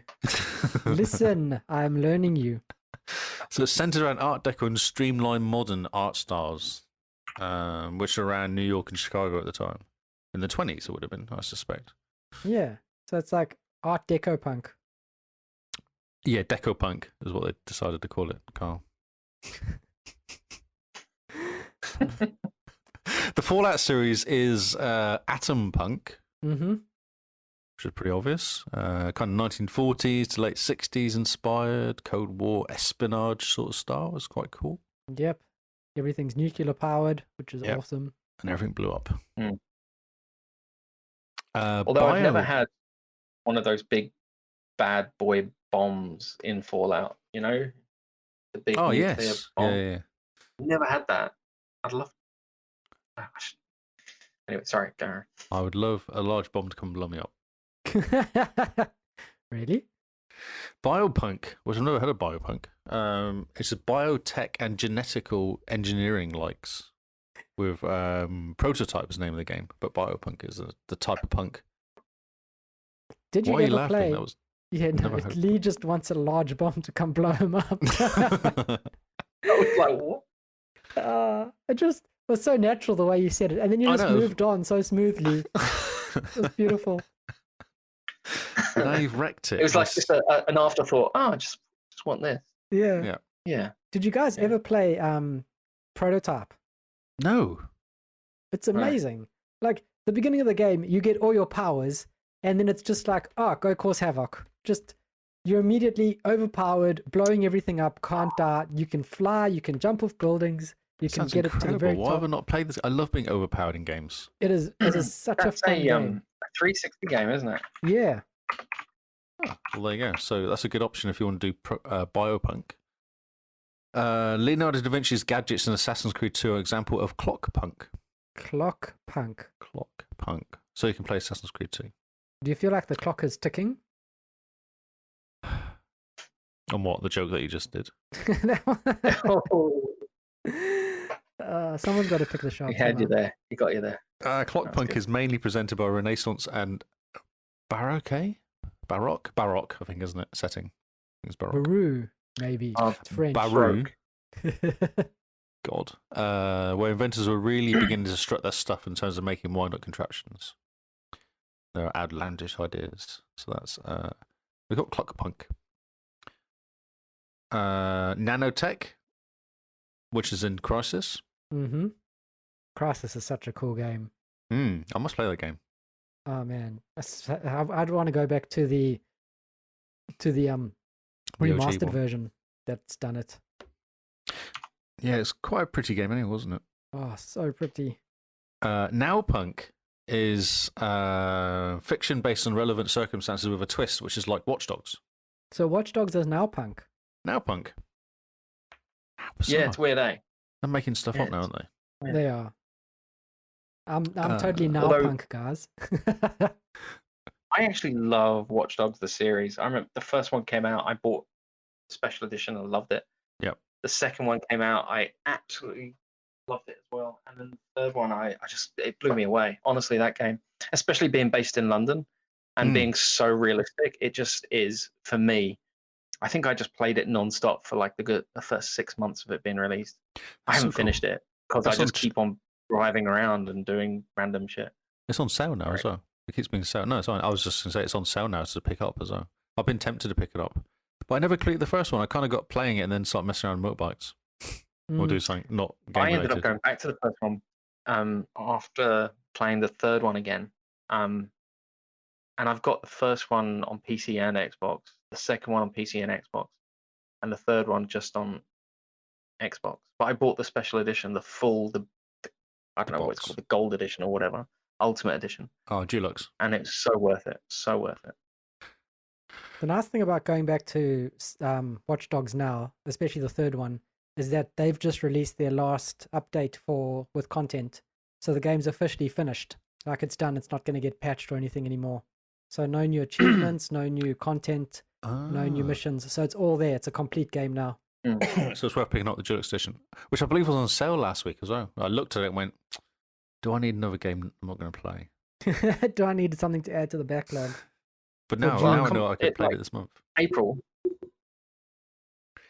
not- basically means you should buy as many games as possible. Really. Yeah, but I'm not thinking especially games that take like 100 hours to complete are very good for April.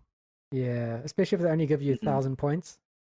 It's not a good look. You need to focus your pointage. usage. Definitely. The Wolf Among Us is elf punk at its finest. Elf punk. Elf punk. Elf. It's essentially urban fantasy. That's what elf punk is. Mythological or fantastical creatures are integrated into human society in one way or another, whether accepted or segregated.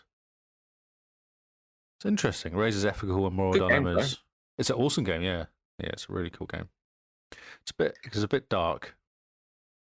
The dark and the dismal world of goth punk is Devil May Cry, in a nutshell. Goth punk I can get behind. Well, I thought you'd be able to do that, yeah. Cities and places of interest are generally dark and spooky, like drawing with a French noir, adding horror and supernatural aspects. I don't know. I think they just made that up. Are you doubting this whole article now? That's No, what I no. feel like. Certain punk styles, I think they're just making up because it's the in thing to do now is to put punk on the end of anything. Because we're doing this month special, they decided to write this article for us. Yeah, exactly. I thought so. See, it makes me think that why don't they just bring out punk games instead of having to recreate some random thing? Just punk music, punk game. You know, pure 18+ game that's going to be, it's going to be legendary. Does that make sense? Yes. all these things are based on games as well. So they have actually brought out these games. Yeah, true. The barren wastelands of Mad Max are an example of steelpunk. I thought that'd be diesel punk. No, the next one, Diesel's Punk, is a natural progression from steampunk, with Wolfenstein representing the change. There you go. That was very good. Oh, I feel like this has not been as good, this article, as I thought. I thought it was quite interesting. You all just poo-pooed my article. Well, no, some of it is interesting. Some of the punk genres I can get behind. But when they say steelpunk, I'm kind of like, no. What? That's nonsense. It's like earth porn, right? And it's nothing to do with PORN, nothing dirty whatsoever. It's just somebody's really into pictures of the earth, looking at right? pictures of the earth. Okay. Yeah. That So was would well that be rescued because I was wondering where you were back, going with. I was concerned where you were going with that, so that was well rescued. So then could you just No. put punk and at the end of its name? This is earth punk. Pretty Like, much. Lee's I mean, an you could say example that of about Lee punk. That's right. Podcast punk. Brilliant. Yeah, we're currently creating podcast punk. Oh, podcast name, Podcast Punk. Perfect. You should call this one PodPunk, PodPunk. depending on how important this part of the should be called podcast is going to be. Gary Punk. Gary Punk, indeed. Okay, next story, because I feel like I feel like you're just taking the mickey out of me. Lossless Bluetooth audio. This is not an Xbox story, but you two guys like audio, and you were arguing about it, talking about it earlier, so I thought I'd drop it in. Qualcomm says it's coming in 2022. That's this year. Exactly. So I was listening to some podcasts, Android podcasts, and they were saying the problem with it is latency. Latency's at like 80 milliseconds or something. Like, it's ridiculous. But they're talking about getting it down to 60. I'm like, but that's still pants. Like, you can't really watch a movie with lossless, or you can't really enjoy it, because what they'll do is they'll strip out stuff to make it faster. Discuss. Surely they can do it on Wi-Fi though. That's what I don't understand. Why they can't just make because of Wi-Fi chips. Audio Wi-Fi, like Wi-Fi over audio. Sorry, audio over Wi-Fi. Well, because you can do. Sonos does it, for instance. Sonos makes its own Wi-Fi network, its own mesh network to do audio over Wi-Fi and to keep the quality. The problem with that is that it takes more power than Bluetooth, for instance. Oh, there you go. Bluetooth LE, isn't it? Yeah. Yeah, but high-res audio is all about power. It's literally just about the amount of power that you put through the signal, right? Not quite. You look at a DAC. The more power you put through that DAC, the more, the better the sound quality is. Yeah, for sure. Am I wrong? No. So you're not Xbox wrong. have their own proprietary system, don't they, for the headphones and for the controller? Yeah, their own And Wi-Fi. I don't notice any sort of latency when you're shooting, doing FPSs and stuff. No, because that's Wi-Fi. They're using a Wi-Fi standard, so it goes over 2.4 gigahertz, which is Okay. why if you have a microwave between your Xbox and your headset, you're going to have a hard time when you heat up your chicken wings. Yeah, exactly. Yeah. So don't heat up chicken wings while playing the Xbox. Yeah, it's not a good look. Or use a microwave ever. Wow. Right, Microwave hate. Jesus. Sorry. I'm not sure we But can let's do this just- talk about this, guy. Micropunk. Yeah, I agree with you with the more power going through, but that's DeX. The actual encoding itself, though, the 24-bit and the 192 kilohertz, that's all to do with the encoding and the actual bandwidth. That's going to take a lot more bandwidth than Bluetooth has. And the more bandwidth you use, the more power you use. Okay, so explain this. Apple devices and Apple Music with lossless. Because I have a MacBook and I have an iPhone. If I had AirPods, like the latest AirPods, I would get lossless through those devices. No, it's not real lossless, is it? It's not real lossless. It maxes out at No, I know it's 24-bit, not real lossless. 48 kilohertz. Yeah, so it's not lossless. So it's not lossless. And you do introduce with it, you will introduce, like Lee was saying, the latency. So the latency does increase, but Apple Music gets around that, for instance, by buffering. So it buffers it onto the device, and then the device sends it. Okay. So yeah, you're doing that. That also, if you're working with Apple, for instance, Apple also do the W chips.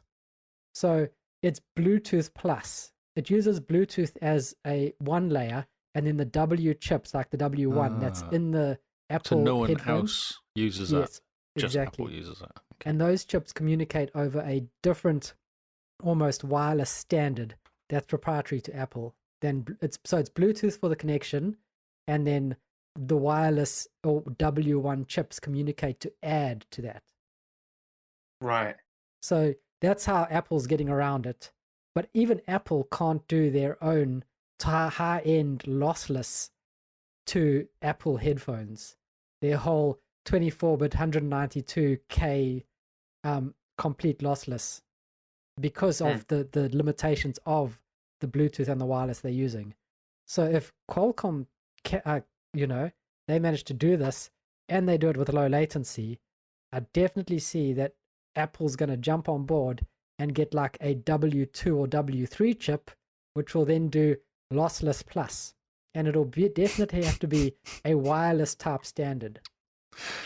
It might I'm just chuckling because I know Apple will give it its own special name as well. Oh no, it'll be like Apple Magic Wireless or something like that. It's the best lossless we've ever Won't be able created. to use anything else.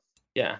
And he'll come out on stage and he'll say, and you'll love it. That. And I know you will, Kyle. Oh yeah, definitely. I mean, why wouldn't you buy? So this is my question about stereo gear. When you were looking at buying like the stuff that works with iPads and the stuff that works with your phone, I'm like, well, why don't you buy decent stereo gear? Why are you buying Apple gear? Because you're restricting yourself so much.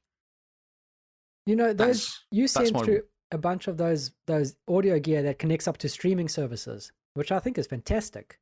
I wish Apple Music was on one of those. If Apple Music was on one of those, I would have one already. But that's the problem. My restriction with you doing what you do is you restrict yourself to Apple all the time. When there's better stuff out there already, you don't need to use Apple. You can use other it's stuff. got Sonos. That's not Apple. Yes, it is, basically. Sonos only supports Apple gear, doesn't it? No, it supports Apple. It supports Apple, Android, Spotify, Tidal, all the nonsense. Oh, it does. Okay, so I thought they were going very down the Apple. Oh no, that's Bose, isn't it? Bose is very Apple-y. I think Bose is, but yeah, I mean, if the streaming boxes that you had, because they support Spotify, and Spotify's audio quality is shocking. To be honest, it's even they haven't even released their high res version. No, they're talking about it, but yeah, they started to talk about it, and they're talking about it. About it for over a year. Yeah, and they announced it, and they said, "Oh, it's going to be the new tier of Spotify Premium," and then Apple's like, "And we have lossless for free," and then Spotify goes, "Oops." Oops, we're just, what lossless? We weren't talking about lossless. There's no such thing as lossless here. But Amazon did the same. Amazon were charging, weren't they, for the extra? Yeah, and then they went... No, they're not. Yeah, so I think Apple's pushed the industry forward definitely with that. But if some of those streaming boxes that you had, if they could connect up to Apple Music, that would be amazing. Because then you could just not even Wi-Fi, just plug it into your network, plug it into some amazing speakers, and have a music listening Yeah, exactly. room. Yeah, yeah. That's my dream. If I can control that from my iPad or my phone, even better. So that was a real quick Google I did because I was sick of your conversation about Apple. I was like, there must be a better way of doing this than using Apple products all the time. But the thing is, Apple Music is stupid because they don't get me started. They are so insular to Apple that I had an app, for instance, that would read my Apple Music and give me like suggestions on what to listen to, some new music, and like do music tracking for hours played and things like that. That broke because Apple Music updated to Apple Music version 15 from 14.7. Yeah, they're hostile. They're a hostile That whole company. thing broke because suddenly the APIs changed, the music had changed, and etc. etc. So if Apple were to embrace the open sort of not the open functionality, the open system of music streaming like that, where they could go to streaming boxes. Why would they do it though? There's no advantage to them doing it. Yeah, but you say that, but look what they did with lossless. They made it free. There was an advantage there to be had, and they did it straight away and for free. They didn't have to do that. No, it was only free for the people already paying more. for it. It's not free. It's just included in your already money your you're paying. subscription. Yeah, that's true. You know what I mean? They could. No, well but it's not. But that's the point, though. Like, would've- it's never free because you have to have the right Apple gear to listen to lossless. Yeah. With me with if I brought a standard Apple phone and I had a set of earplugs, the standard ones, it's not lossless. You can pay for it. Oh, it's free, great, but you can't hear it. Like, it doesn't work. Well, my XM4s sound better on Apple lossless. Sorry, not the Dolby one. Sorry, Atmos than they do with my Android, my Samsung Note 20 Ultra on Spotify. I mean, that just basically says how crap Spotify was, but it does sound a lot better, genuinely. If I put a wire in this and I plug it into my MacBook, literally, I think I'll crawl on the floor and cry. You know, it's going to be that good. It is really good. And cables always win. I'll just be crying and sobbing to myself. I'll phone Kyle and he'll be just like, I know, I get it. But also, you say Apple's hostile with their music division. I mean, they've put Apple Music onto PlayStation, so that's coming to Xbox soon. It'll come to PC at the same time as Xbox. I think Apple Music within Apple is trying to break down the walls, and they're being hindered by Apple being Apple. But I definitely think Apple... You just made an argument with yourself and then lost.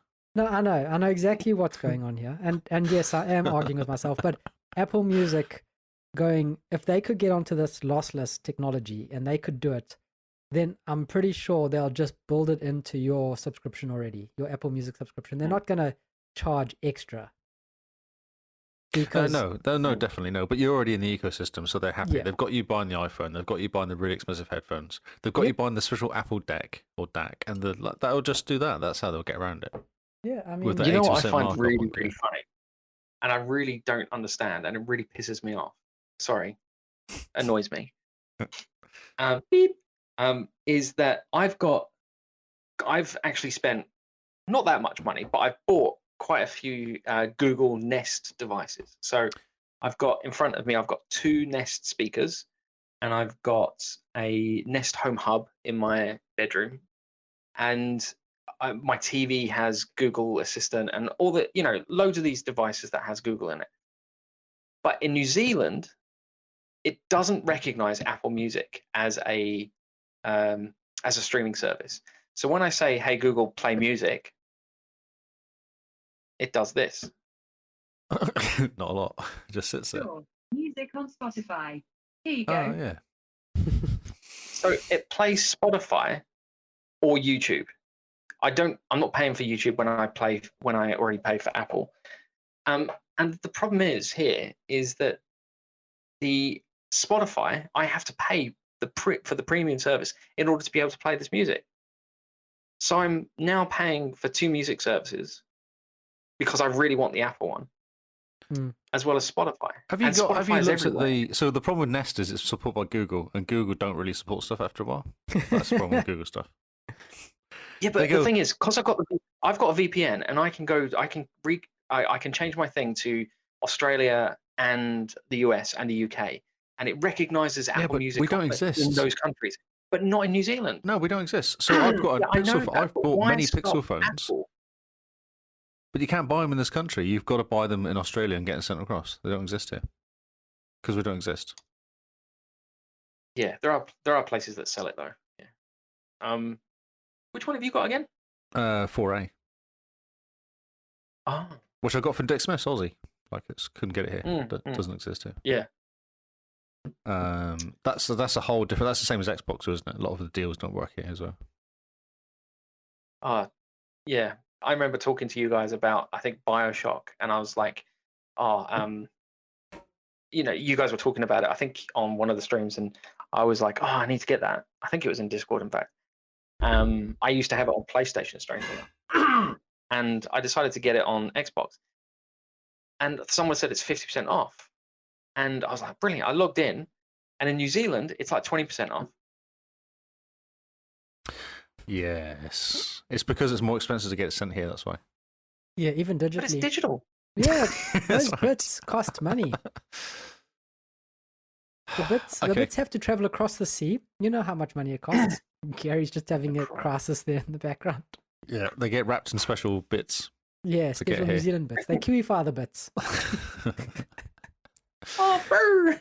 Right, okay, we're going to The drag it big back shed. to Xbox. Yeah, the audio conversation's interesting, but it definitely is a more in-depth convo that we need to have on Xbox, Discord 'cause I was about. talking about the price differences. Arguably, sorry. So yeah, right. We have this conversation every week because everything costs like 3 times as much. Yeah, just As it set should yourself to Australia. Things are actually reasonably priced here, somehow. What? Okay, so Xbox Game Pass, which is what we use because we don't want to pay for games. Or because we support the service. Oh, that's right, because we support the service. They're losing 6 games. Are there any games that we care about? No. Okay. Interestingly, go back to as an Actually, no, ambassador, that's a lie. That's a complete lie. But as a what? An ambassador? yeah, as an Xbox ambassador, it was only about 3 months ago that Killer Queen Black was one of the games to play. What do they call it? You got it right. Killer Queen Sorry. Black, yeah. Yeah. Xbox Game Club. It was the game for Xbox Game Club, and it was only in beta at that point. So how is it that within like 3 or 4 months that game is now being dropped by Game Pass? Maybe it's not very good. I was about to say that. That's where I went straight away as well. Maybe because it didn't sell that many, even though it was free. Haven't they proven that when a game is on Game Pass, it sells more? Yeah, Yeah, but it still has to be make more good, though, money. doesn't it? So it has to be good. still kind of has to, be good. Maybe they're hoping for a big rush Yeah. on it when they try and pull it. That's true. Yeah, maybe. Because a lot of people will be either in the middle of it or Ah. wanted to have started it and go, oh, quick, save 20%. Bye. So other games, Titanfall is going. Wait, what? Titanfall is going. Being Titan- delisted. Titanfall. You know that game, Titanfall? Yeah, the first one. Monsters. Yeah, the mechs. It's being delisted. It's been delisted. That's Wow. why it's going. Yes, that's why it's going from Game Pass. Oh man, I need to Oh make my sure I've god! got So my- basically, you can't buy it from the game store if you don't buy it now. Correct. After this, You can buy it on. You can buy that it on is disc though. such Just a good game. go to EB Games. It will be cheap in the EB It will be Games. cheap. I need to check True. if I bought a digital copy I hate or physical games. I'll be honest. Sorry. Oh, I like physical games. I've got a big pile of them. I like them Sorry, because they Carl. can't take them away. Hmm. Yeah, but I hate having to pick up a case, find the disc, put it in the machine, and then find out that it has to be updated. I'd rather it just automatically update all my games on time as it goes if it's installed, and if it's not installed, I can just basically install it. I much prefer digital games now. You're quite In fact- demanding, aren't you? No. Where do you go? That's sorry. pretty funny. Man, we should all jump into Titanfall again. That was such a good game. So good. Spent so many I hours bought in Titanfall 2 not same. too long ago. Yeah, the Deluxe edition was like $10, wasn't it? Yeah. And I've been handed chocolate. I've got beer and chocolate now. That's good. Oh my word, Lee's winning at the moment. Sharesies. Yeah, sure. Come get some. Kingdom Hearts 3 is also leaving. Huh. That's interesting. I would have Soon. thought that Kingdom Hearts would be on there for a long time. It's been there within for the a next while. 2 weeks. It has, yeah. When it wasn't almost day on release. Almost. There is discount though. If you want 20% off, if you want to buy it now. So if you want to pick up, was that game you were crying about? Killer Queen Black. Killer you Queen still Black. can. Yeah. I wasn't crying about it. It's not that good again. But You seem so sad though. it just surprises me. They made a big push on it. They got all the ambassadors to play it. They got all the ambassadors to push it out on tweets and to talk about it and push out images of their gameplay and all that sort of stuff and stream it. And then it disappeared. The problem is it's an independent game that isn't. It's not that many independent games that make it big. I don't know. I think if games are good, they make it. Especially on Game Pass, they get picked up. I think there's a bunch of obsessed people that play all the games that come out. Yeah, probably. So Neo Master. Lee, go through the list and tell us what games are actually leaving Game Pass so that the listeners know. Oh, I closed it because I don't recognise the rest of the games. I don't think people... Someone out there is going to go, oh, not that game. Okay, we got this. Right, let me open the page up again. Hypnospace, I guess. Hypnospace. Outlaw. It's Nice. Hypo. It's Hypno. Hypno space. Hypno. Mm-hmm. Outlaw. Killer Queen Black. Hippo? Stealth. Hippo space. Stealth Inc. 2. And Touhou Lunar Nights. Touhou. Touhou. Touhou. See, I didn't want to say the first one. I was struggling with the first one. I thought if I don't say that, I can just not talk about it. Good call. Yeah, so no, I don't know any of those games. Except the other two, which was Titanfall and then Kingdom Hearts. Ah, yes. Oh, it's a pity when games leave, but none of those I recognize apart from Titanfall and Kingdom Hearts. I don't want to play Kingdom Hearts, but I feel like I need to play the first two or something. Kingdom Hearts is a long game, and B, the story is so convoluted. Like, there was a podcast that tried to take apart the story, and they ended up doing a podcast for like a week. It takes you a week to listen to all the episodes about what the story is. Because they went in depth about what the story is and how backwards it is, and oh man, it's insane. I've seen a few podcasts like that. And they literally only ever talk about one game. It's like what was that one? We used to talk about Destiny 2 the whole time, much to Simone's annoyance. Mm-hmm. Yeah, Destiny 2, Division 2. Yeah, there's a few like that. So yeah. Oh well. Red Games Dead leave Redemption Game 2 had quite a big podcast following. Like literally, they would just talk about that one game every single day. Not day. Week. Okay, so games come into Game Pass. Pass. in Ooh, this is March. always exciting. So I've dragged you down. I'm going to pull you back up again now. This is a really confusing website though. So March 17th, Shredders is coming. Ooh, this is cool. This is the snowboarding game that everyone's hyped about. Very exciting. Jumping around on a snowboard, doing tricks, and beating people. Hopefully it's multiplayer so you can beat your mates. March 1st, nautical adventure called Far, Changing Tides. Even. This looks really cool. It's a follow-up to Far Lone Sails, it seems. Everybody really liked this game because as you travel, you have to sort of build your ship. Or do you start on like a some wood and a piece of like Probably. a person? Yeah, and then you have to repair it as you go. There's a game called Memoir Blue on the 24th. Has any of us heard of that? Does it No, sound it's an exciting? indie game. Explores the tales of a champion swimmer, recalling a childhood trip she and her mother went on. Will make a splash on March 24th. Expect an arty indie feel for you to get soaked into. Oh yeah, as one does. March 29th is Crusader Kings 3. Oh, they're doing a massive push for this people- coming to Xbox. Yeah, people are excited though. This game would be amazing. That's been out for a while though, hasn't it? On PC, yeah. So this is the first time it's coming to Xbox. And it's PlayStation also- 5 at the same time. Yeah, it's also I think it's a Microsoft-owned RP as well. Oh, is that right? Because it's coming PS5. Oh, That's interesting. Maybe I'm thinking of something else then. No, you could be right. Who's this? Publisher is Paradox. Oh, Paradox. Okay, no, then it's not Microsoft.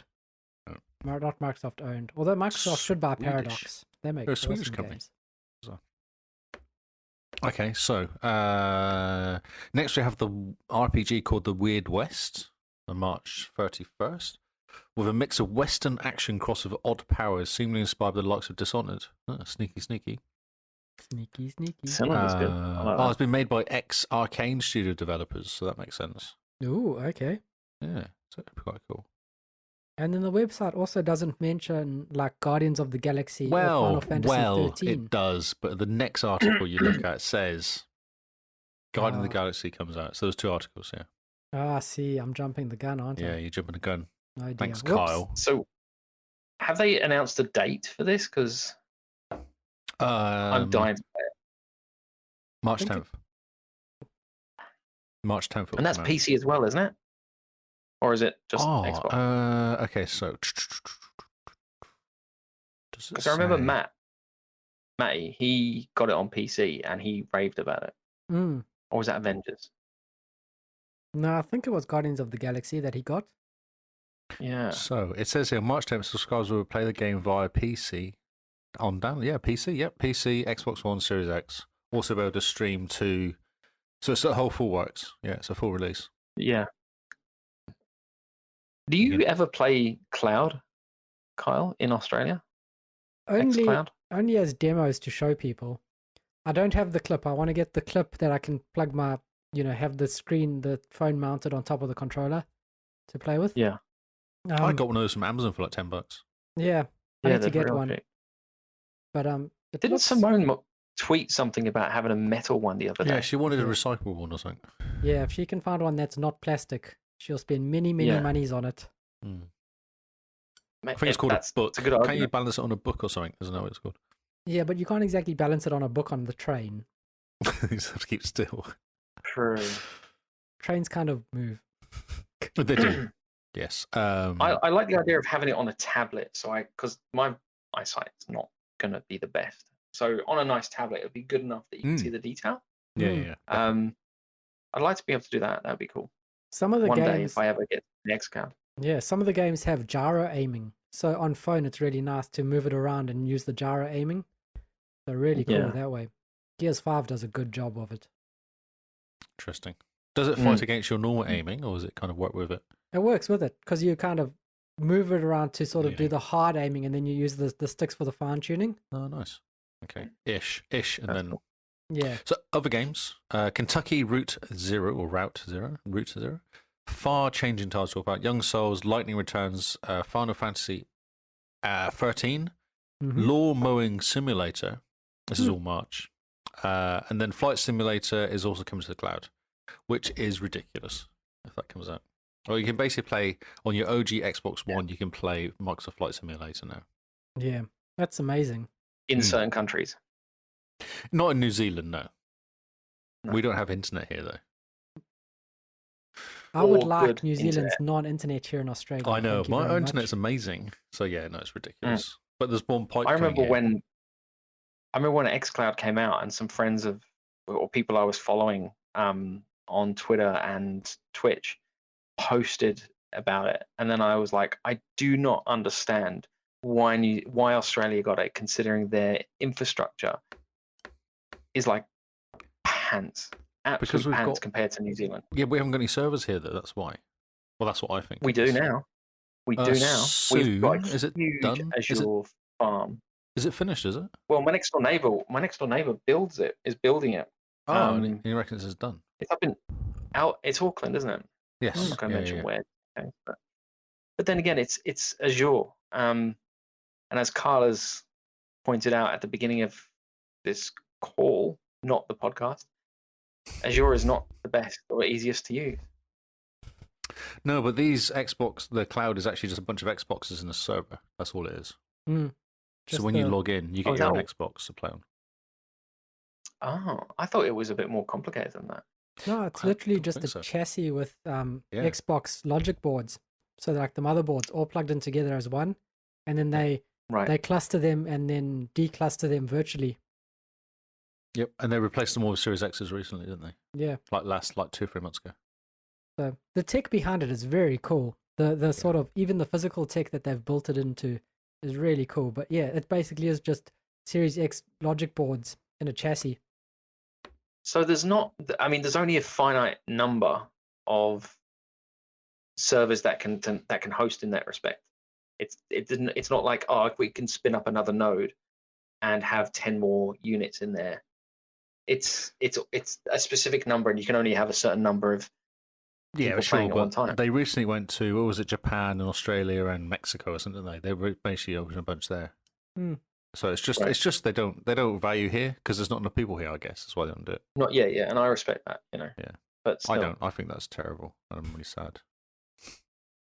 I get it. I don't agree with it. Yeah. Because I even got into the beta. I was like, oh, this is really cool. And then discovered the beta doesn't really Oh. matter because there's no service here, so I can't use it. So I was really excited when it first Yeah. came out. I got the beta. Yeah. I remember you showing it. I think I jumped on it as well. And I was playing it in my bedroom and on my phone, or my old phone. And I was trying to play Wasp, the Wasp game. What's it called? Beekeeper Tycoon? I don't know. No. Beekeeper Taku. Wasp. Ori and the Will of the Wasps. Wisp. Wisp, isn't it? Yeah. What was it? Wisp? Sorry, I don't have the best Ori memory. and But the Will anyway, of the Wasps. I actually bought it a special edition. It's such a good game. But my point is, I started playing that, and I just couldn't. It was lagging. It Were you wasn't streaming playing it? very well. Were you streaming it from your Xbox to your phone?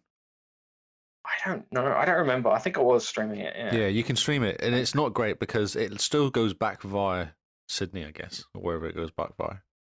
So there's still a Yeah. little bit of a latency issue. I did get it working in the office, and it was actually really cool. And one of the guys was playing Breakpoint. Oh, that's really sad. Yeah, one guy was playing Breakpoint off my Xbox at home, and I was like, "Oh, this is really cool." But it's just, Yeah. it wasn't 100%. It was fine. Sad.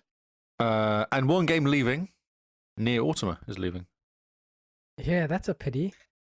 Yeah. Now, I am actually going to say that is a pity, because you made such a big song and dance about it, Kyle, It is. that I always wanted to play it, but I never got around to it. So I'm going to be like, Same. I never did it, even though I won't do it. I Well, won't install it. it's still the 15th, so we've got 10 days. So we'll maybe pick it up cheap on Game Pass. Yeah, pick it up for cheap, and definitely put it into the backlog. It's such a good game. I'm kind of curious actually how much it is. Xbox Store. Yeah. And the Xbox Um, version is the finished version with all the DLC and everything. So it's not don't need to worry about versions. You don't need to worry about deluxe editions, gold editions, the one that comes with the physical hat edition. But that's the best edition. Yeah, but the Yes, I outfit, do need the hat. I'm but the surprised you're hat even is going to very ask. small. They give you a very small hat. It's a children's hat that they give you normally. I have an adult man's head shape size, so Head shape. Right, okay. Opposed to. I don't even know what opposed to. Oh no! I don't even. It's I'm $70. scared to ask. It's $70. $70. Put it on your wish list. It'll go on sale. I promise you. And Fun. buy it. It is a good game. I think Where I if Trade spent Me has it. $29 on it when it came out, or when it was on special. $55. Holy. Okay, that's a lot. Yeah, but It's too much. You can't pay that much money for a game. That's ridiculous. Yeah, I think you guys are cheapskates. Oh yeah, no, we definitely are. well, the thing is, it's like $60 or $56 on this, or $56 towards a game that I will definitely play straight away. Or buy That's the way I see it. Yeah, but this game you Yeah. will play and you will love and you'll enjoy. And if you don't, well, then I'm going But to do you come know how around many with a games baseball are in bat my for your backlog kneecaps. that I know I know. said that about? The backlog is real. That's why we Yeah. have back to your backlog in June. True. They need to put it on sale. Can you put it on sale at like end of May? They're really good. For like $20. That'd be awesome. Yeah, well, I don't know if they're going to listen to you, but we'll find out. They're always listening. Introducing something. We need to move on this time. I feel like we're 2 hours into this podcast and we've done one subject. True Achievements is introducing targets, your monthly community gaming challenges. Yeah, this is very cool. Hmm. This is part of True Achievements celebration of like 10 years, I think it is, where they're doing, it's for the anniversary, they're doing one new site feature a day for the next couple of weeks. Oh, okay. And I think this is the first one, the first new site feature coming out that's part of the celebration for their anniversary. Should we talk about the second one as well that you dropped in earlier? Yeah, that also lines up with the anniversary. Okay, I've got that lined up to talk about. Brilliant. So every month we'll launch a new set of targets. Each target is a gaming-related challenge that needs to be completed during the month and has 3 tiers of completion to aim for. Yeah. The easiest way to explain is to so what are the targets for the month? So target 1 for here, for example, for March is a gamer score earned in RPGs. I mean, arguably, you complete one RPG a month and you're golden, right? 600 gamer score, yeah, easily. Yeah. Unless it was Elden Ring. Lee reading through some beer goggles there. I was trying to find because I read it just now and then scrolled away. I was like, oh, what was that game I just read? Yeah, Elden Ring. There you go. Yeah. So complete Elden Ring and you get 600. You know what I'd like to do? I'd like to set, or not, I would like to. I have an idea that the Xbox cast could set an annual competition to get as far into Elden Ring as possible. So you've got a year to finish it and see who gets there first, second, third, or fourth, and how it goes. So, and each year it's a different game, but it has to be the hardest of the hard. Imagine that. That would be like That just sounds like a nightmare. the big end of year competition. You know, you say that now, but none of us 3 are going to play it. And we're not very good at gaming. We're not very good at gaming. Like Out of all of us, maybe Simone might play it, but she's got enough to play that. I don't think she would. Yeah. She goes, it's really pretty. She would love to play it. What but about there's other things. Rebecca? She would do it. Oh I yeah. don't know. She'd do it and she'd destroy it. No, Neo Because Master. she sits there and plays. No, Neil Master doesn't count. Neo Master, yeah. Does But he will doesn't do it count? just to, Okay.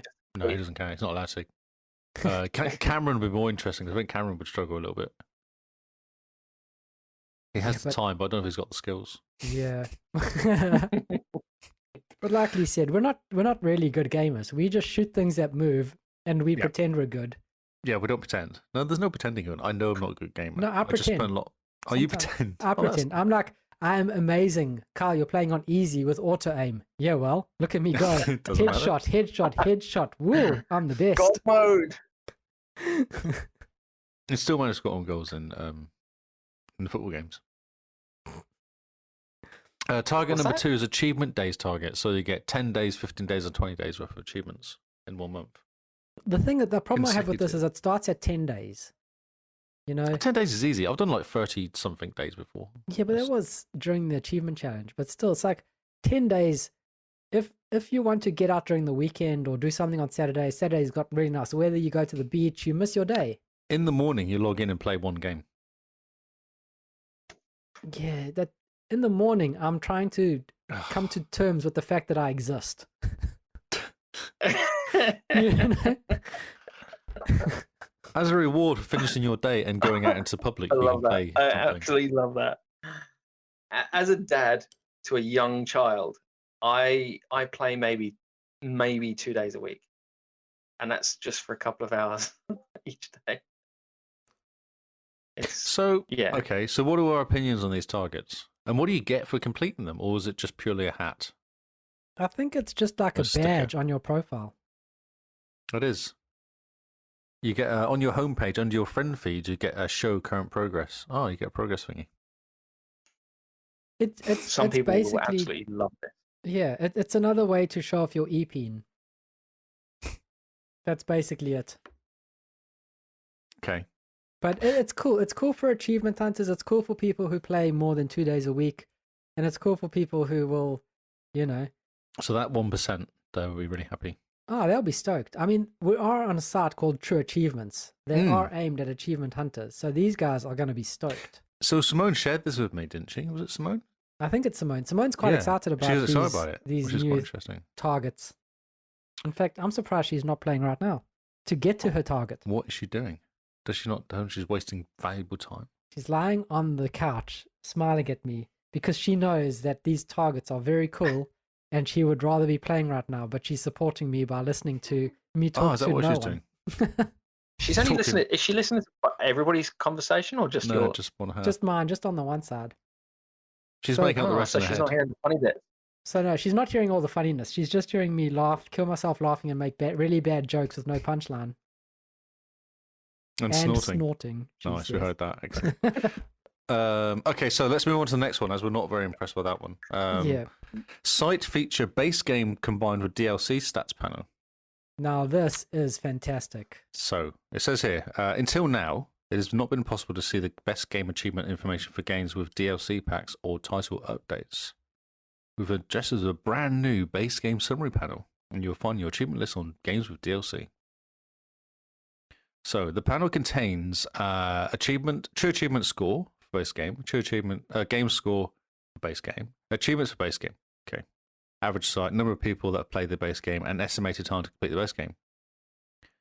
I see. And then you have a new DLC panel, and they have an example over here, which includes score for all the DLC, the gamer score for all the DLC, the achievements for all the DLC, etc., etc. And the main one has been adjusted to include all the DLC and has an asterisk denoting it is only the base game. So that's what they've done. They've kind of made the top level say this is all of it, and then they've separated out the DLC in the main game. Which is great, because I mean, sometimes you say, oh, I've only bought Forza, the base game. How long will it take me to complete? What are the achievements? What's the completion ratio, etc., etc. Whereas if you've gone and bought the Super Collector's Edition, you can have a look at the top sort of header that they've got there and go, right, it's going to take me 163 hours minimum to complete this game. There's 178 achievements. You know, this is what it's worth. Forza is ridiculous, isn't it? It's 178 achievements at Forza 4. Yeah. That is Forza 4. Insane. And this is 4,000 really nice. people have completed it. Did Cameron complete it all? Yes. I know he's done. that game is Has like, he done 1, 2, and 3 or something like that? Or 4? Or like 2, Yeah, he's 3, and done 4 all or that. something? Like he's, yeah. Didn't he say he's only got one achievement in the whole series left to do? I don't know if he's done it now, but he said something about that. Yeah, I'm not surprised. Yeah, no, definitely. Yeah, it's insane. He's all the Halo as well. He's done most of the Halo achievements, hasn't he? Yeah, he completed the Master Chief Collection. 7,000 gamer score. Wow. So, I mean, Sorry, but That's Gary, the look, reaction. No, that's exactly the reaction. No. So like Gary's over here, like he's on this level because he plays like a couple days a week, and he's got a family to look after. Lee and I are on the next level up because we try play games, but we've also got a laugh. And then Cameron and Neomaster, they're on like 16 levels above us, where they're if you have a look, they're online during work hours. yeah, And we're like, yeah. I'm at work. The most I can do is maybe listen to a podcast while I'm working. And then Can't even do that. sometimes I'm typing an email and the email comes out with the podcast words that have been spoken to my head. Earlier, I said Nintendo Switch rather than Twitch. Like it's really hard to do two things at once. As your Yeah. brain's processing something while you're kind of talking. It's difficult. Yeah. So I was like, yeah. So I have to listen to house music, so there's no words. You know, otherwise I'm really bad. So Gary's typing an email and he goes, dum tish, doof, doof, doof, doof. Love Gary. Send. Love Gary. So the Master Chief has 7,000 gamer score, 700 achievements, 200 hours plus. That's completed. That's ridiculous. Oh, just imagining How Gary many type an hours? email, going 200 plus. and everyone's going, Sandstorm. Well, I work with devs, so it's all ones and zeros, right? So you know, So your keyboard is just a 1 and 0, really big. Just smack, smack, smack, smack. yeah, pretty much. What was the last comment? Sorry, Carl. Lee. I was just talking about how big Halo was. It's ridiculous, and it's been Yeah. completed. That was all. How many I hours? actually, It's only 200 plus, which isn't wow. many, but it's the 7,000 score and the 700 achievements. That's what breaks it. yeah, but I don't understand how you could do all of those games in 200 hours and get the achievements. I genuinely don't. No, You I've know- done 50 hours. I was looking. I've done 50 hours and got 100 achievements. So no, it only says 200 plus on Halo because the site maxes out at 200. Ah, okay. It can't count higher than 200 hours. I've got That doesn't- 107 that's stupid. and I've got 107 and 50 hours. So I'm just having a look quick at how long to beat. And how long to beat gives a really good estimate for so how same. long. And so I love Halo, and my Master Chief Collection, I've got 14 You're not even in trying. 8 hours. You're not even trying. Come on. Like, make a bit of effort, please. That's so bad. Sorry to interrupt you there, Kyle. Sorry, mate. there we go. Completionist for Halo Infinite ranges from the quickest, the rushed is 149 hours to 518 hours. If you want to get every single achievement. How many hours have you spent playing it? I don't even want to know. Come on, tell us. Where would I find that? Yeah. Just go to True Achievements. It tells you. Yeah, Mine True says Achievements. Mine says 51 hours. 51. Mm. Man. 107 I'm on the achievements. last level, about to complete it. The whole game. That's just Can't- the game. No, as in just the story. Nothing more. Halo. Which one? and- Halo. Which one? Infinite. Oh, Infinite. Infinite. I've kind of Yeah, I thought saved that's what it we're actually. talking about. Sorry, I was talking about the Master Chief Collection. Yeah, so Oh, there we go. apologies. The Master Chief Collection for me, I have 138 achievements. I have spent 91 hours and 16 minutes in this So- game. You've got another 30. How much you got? How many achievements? 138. So you got 30 more achievements than me, and you spent another 40 hours in that game. Yep. And I'll Okay. do it again. I've spent 30 hours in Halo Infinite. I've done 15. I've got 38 achievements. 61. Uh-huh. I downloaded it the day one, and I didn't play it for ages. Like everybody was jumping on board, going crazy, and I was just, for some reason, I just didn't play it. I did. Actually, the game's really good. I've kind of saved it because it's quite cool. I'm quite enjoying the world. It's quite a nice place to hang out. It's like I like the Halo world. 1 just to hang out in, really. Like you, I did not enjoy the multiplayer. Kyle, you can yeah. kill me now. Yep. No words. Next story, Lee. Because I just can't. Like, I can't even at this stage. I find it boring. That's my reason. Love you, man. Okay, cool. So, next story. Xbox CEO Phil Spencer reveals his message for winning the Lifetime Achievements Award.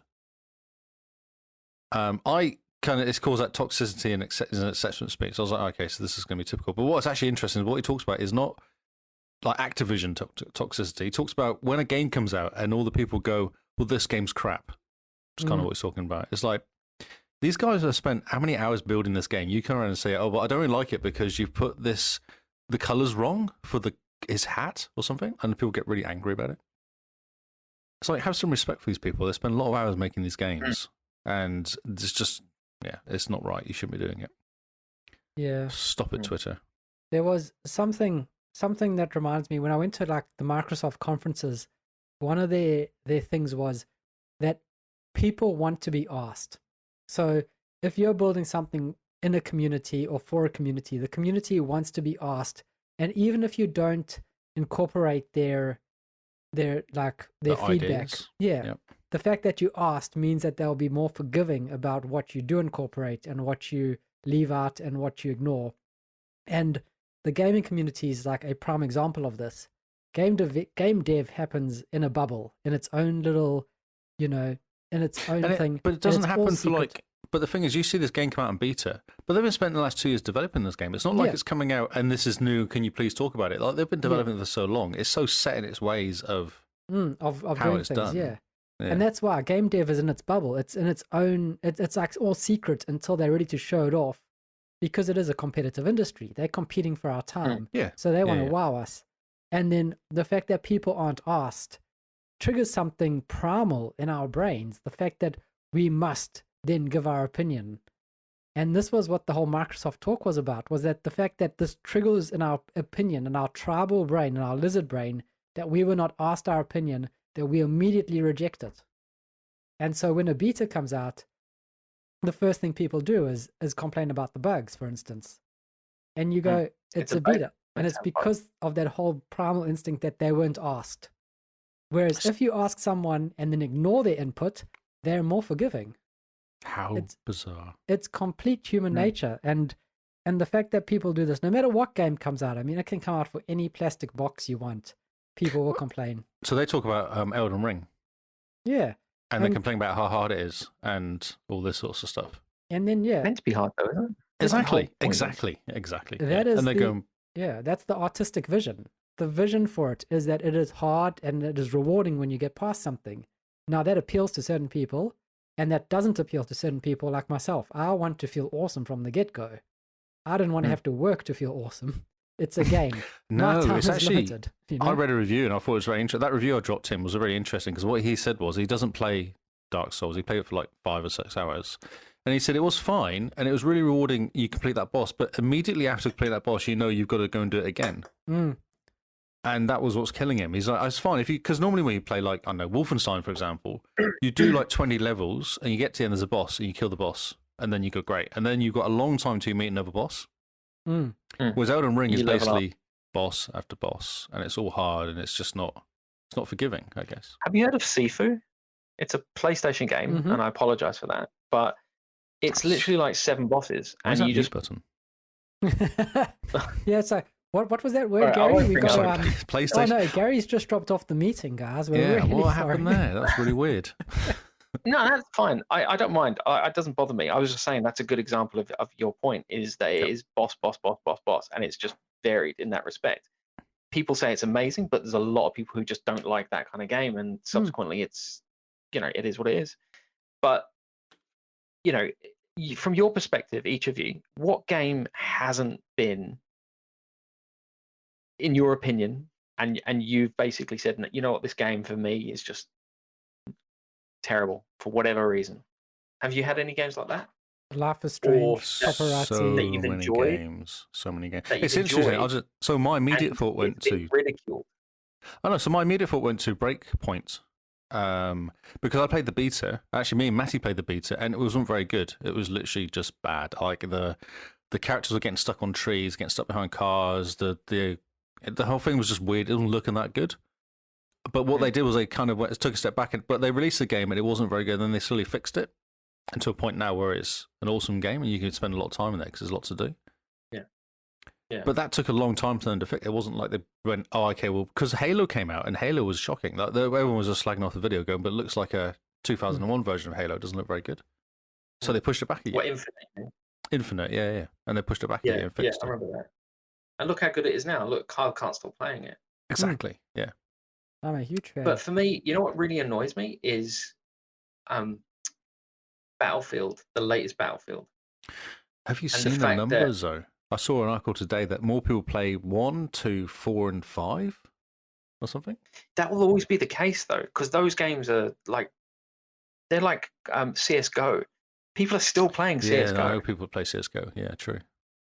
But like, I bought that, and I bought the special edition of it, and I want to play it, but there's no one playing it anymore because it just got destroyed by them. Not necessarily the media, but everywhere.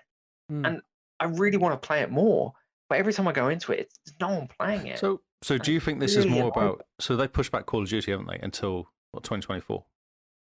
Do you reckon people are quite happy and don't actually need another game? Do you think that's what it is? They're like, well, actually, I'm happy playing my little world of Battlefield 5, I guess, would be what was playing. Or people would prefer, even if they don't have another game to play, I would think people would prefer to wait.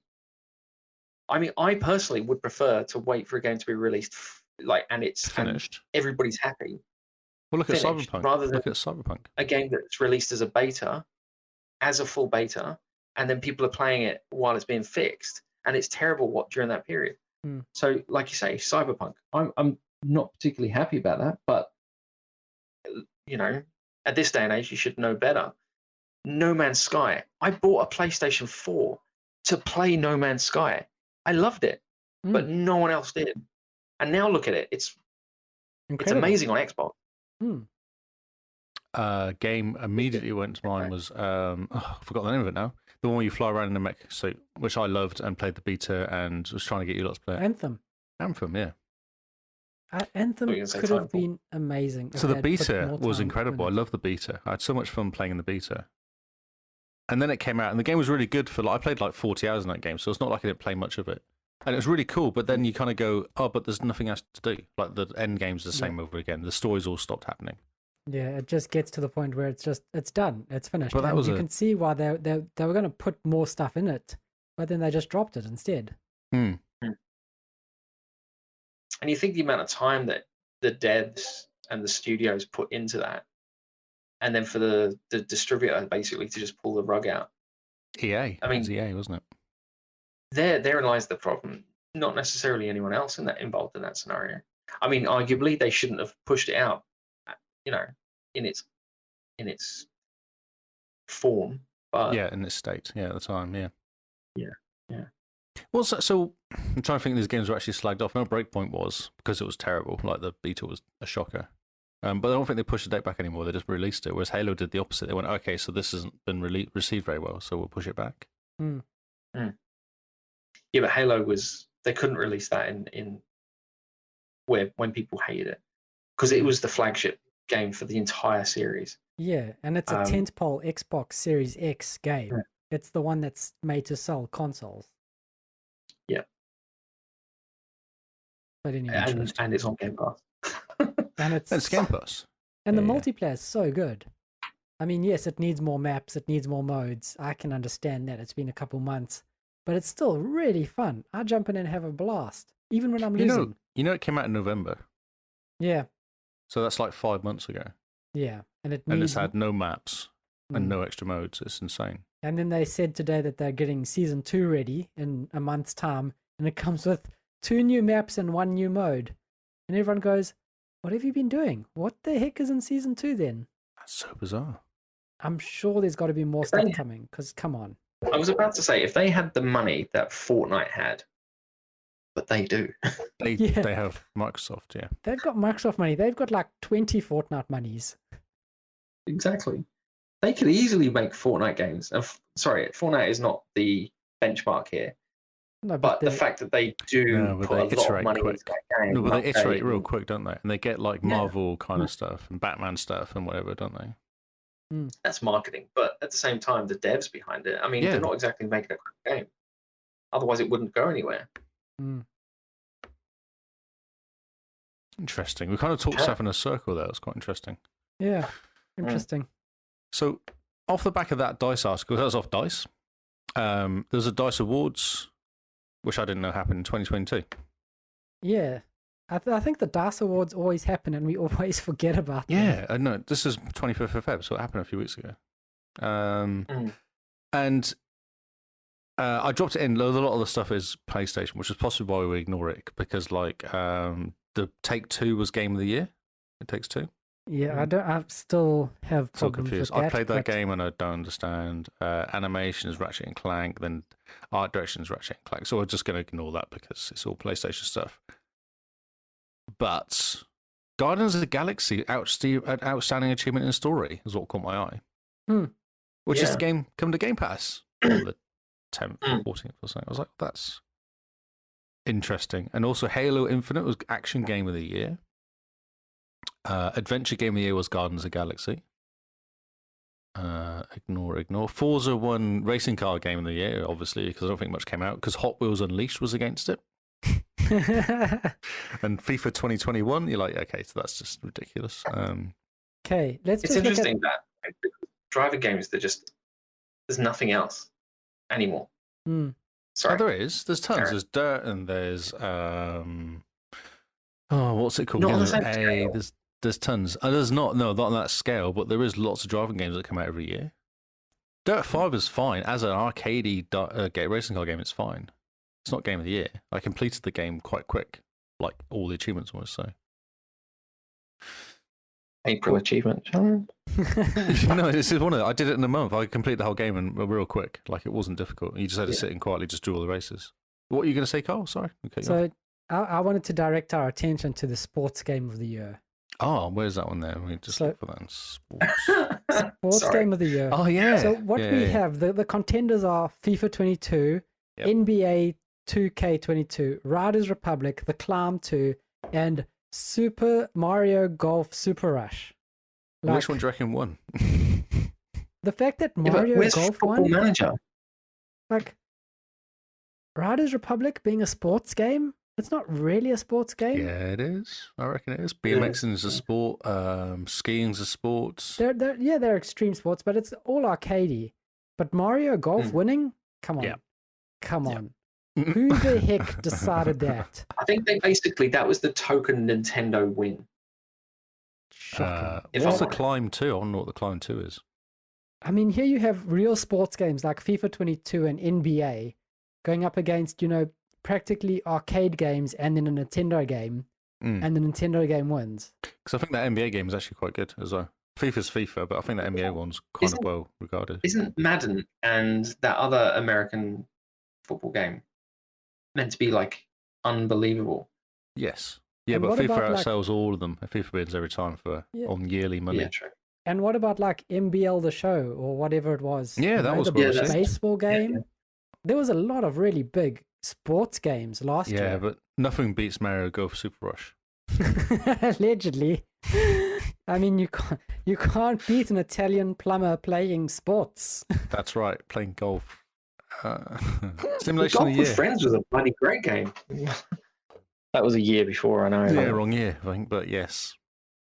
Was it better than Mario Golf Super Rush, though? That's the question. Age of Empires won a Simulation of the Year, which is nice. Oh, strategy, yeah, that's very cool. An outstanding achievement for an independent game. We have Death's Door, which is supposed to be incredible. We have Inception, I love it. Sable. Unpacking was the winner.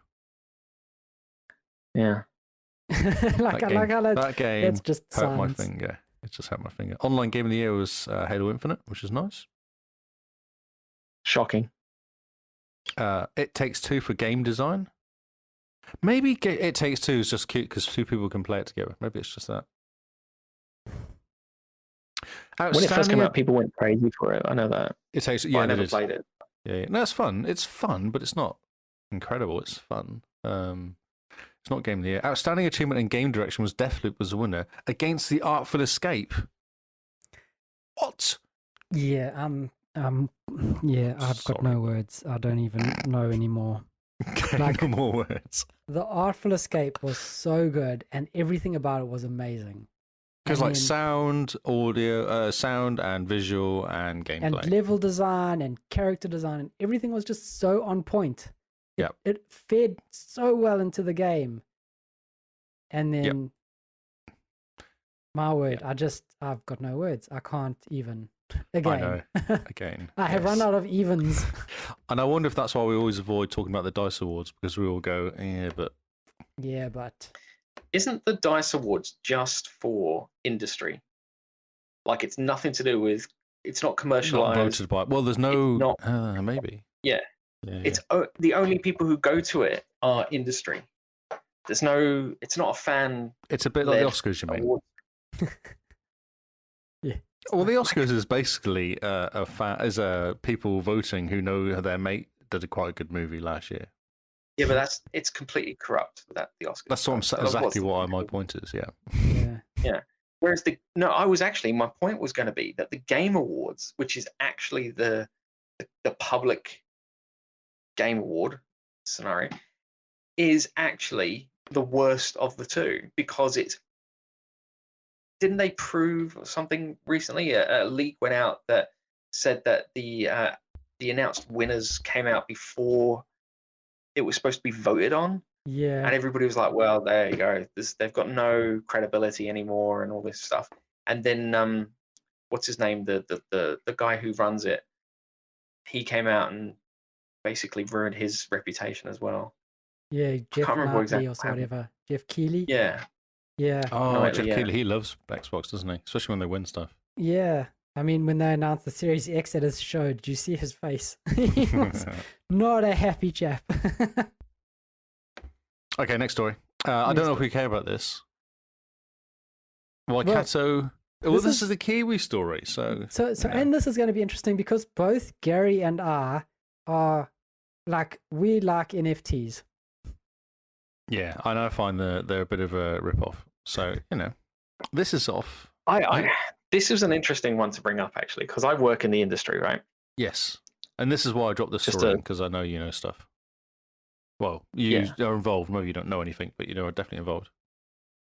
Okay, so Waikato 20-year-old makes 103 million on NFT scheme causing controversy in the gaming world. So, actually, Gary, you probably have more knowledge about this than I do, so you're probably better to talk about what he actually did. Is that true, or am I putting you on the spot for? I mean, I don't know. I can't comment on how much you know about this. I don't know much about it. I know what I read in the story. Oh, do you? Have we spoken about this? I can't remember. You and I talk about crypto stuff quite regularly, so yeah, we're into the crypto bro nonsense. Okay, well, I'll tell you what I read from stuff.co.nz, which is weird. So Martin Steven Van Blurk, who's 20, has got, I don't care about his Twitter or his YouTube. He's designed this thing called Pixelmons. And so what he did, so this story says he paid an artist, what was it? It's like $10,000 or something?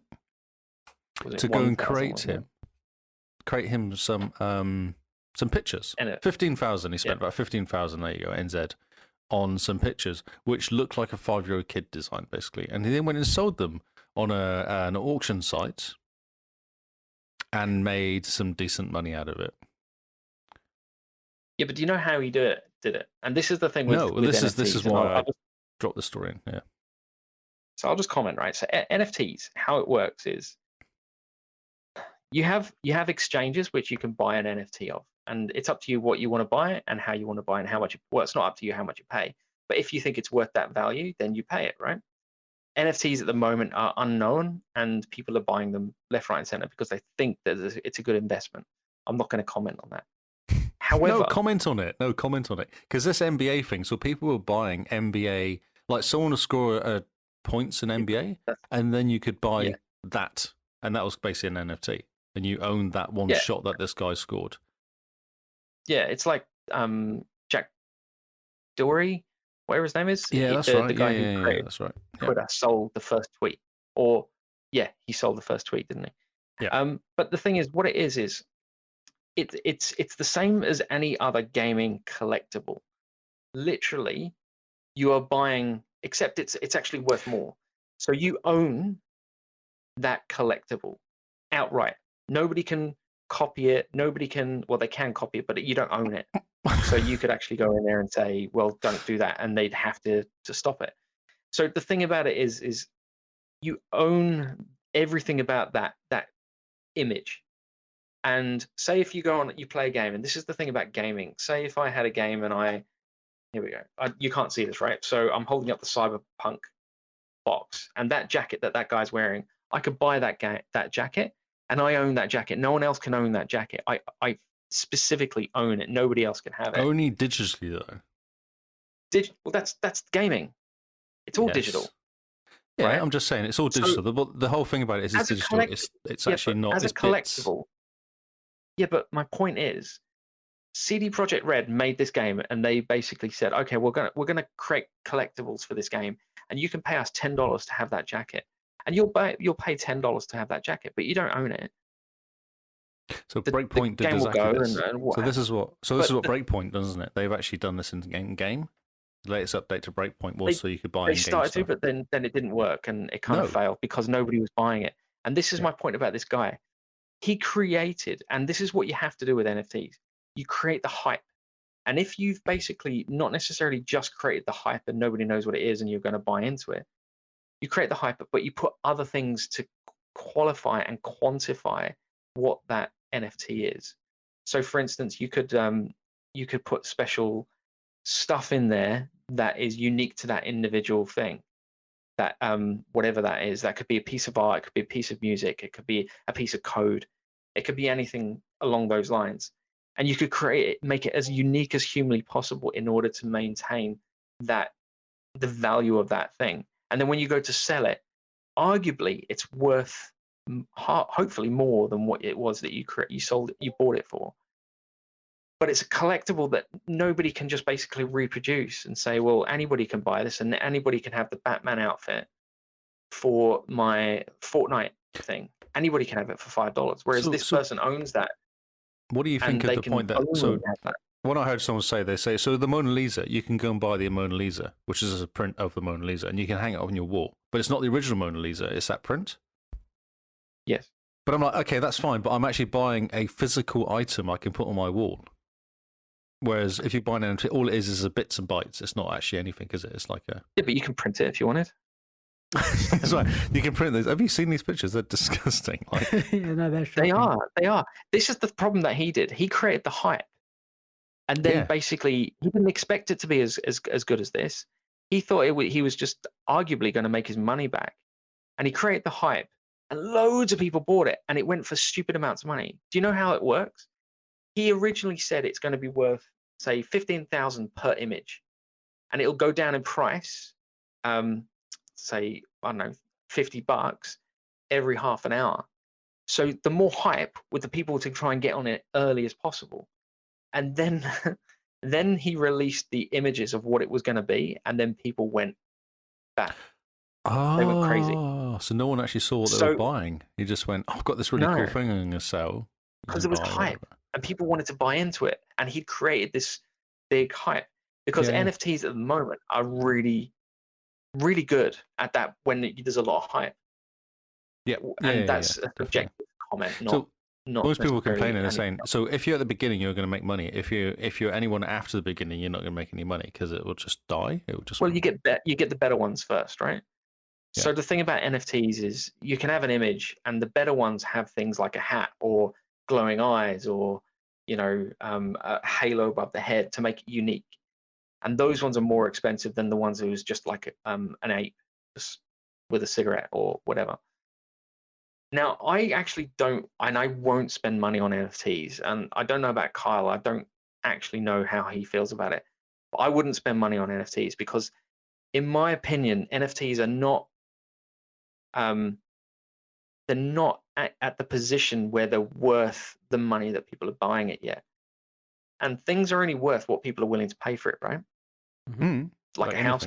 Yep. Like my Bitcoin. beer. Bitcoin. Yeah, exactly. So you've got things like this that people didn't know what they were buying, but there was hype into it. The thing is, it might be crap, or people might say it's crap. But who's to say in 10 years' time that image won't be worth an absolute fortune because it was crap? Mm. Look at what's his name, the artist that paints on walls. Oh, Banksy. Yeah, but that's completely different because you're buying a physical thing you can put on your wall. It's completely different. Yeah, but then he tears it up and it's not worth anything anymore. Oh, that's just Banksy. He's a kind of he had that. What was that one he did where it just destroyed itself or something like at a certain time? Yeah, as soon as the auction finished, it went through the shredder. Yeah, that's right. But also remember that there's a lot of things that get more value because they're defective. Yeah, exactly. You're still that Banksy, even though it's shredded, will still be worth a hell of a lot more money than the NFT will ever be worth in 50 years or 20 years or 10 years or possibly next year. Yeah, but that's subjective. Like, arguably, that might not be true.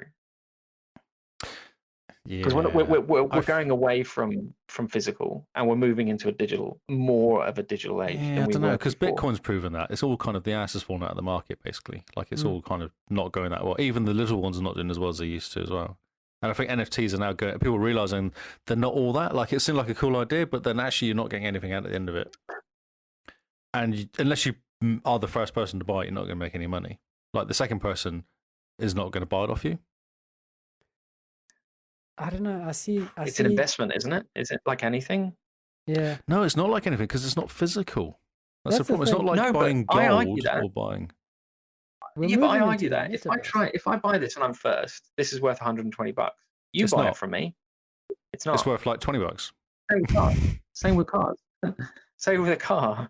Exactly, You know, and that's when you first buy it, it's off the lot. It's gone. It's lost. yeah. But if I buy the Mona Lisa and then went to sell it, it'll be Yeah. worth more than I bought it for because it's Mona Lisa, which is a bad example because obviously never going to buy Mona Lisa. But you know what I'm saying? Like if you buy a piece of art at the beginning of an artist and when he's not that famous, you could pick it up for a couple of grand. It's like, that's awesome. Then he gets famous, it'll be worth more money.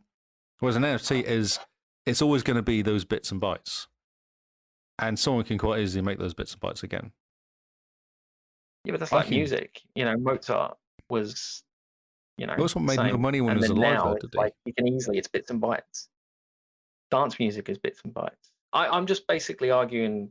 Yeah, not no, against it's you, fine. but That's you argue devil's against me. That's all good. I disagree because but I never bought into Bitcoin though. I was never into that because I thought it's all too outside forces can affect it for me. That's like anything in money. no, Look at shares. but no, but art doesn't ever do that. If you buy proper art, it doesn't get affected by anything. It just is what it is. Well, it does. It does exactly get affected by that because ultimately, if look, let's go worst case scenario, right? Let's say poo hits the fan and the markets die and everything is not worth anything.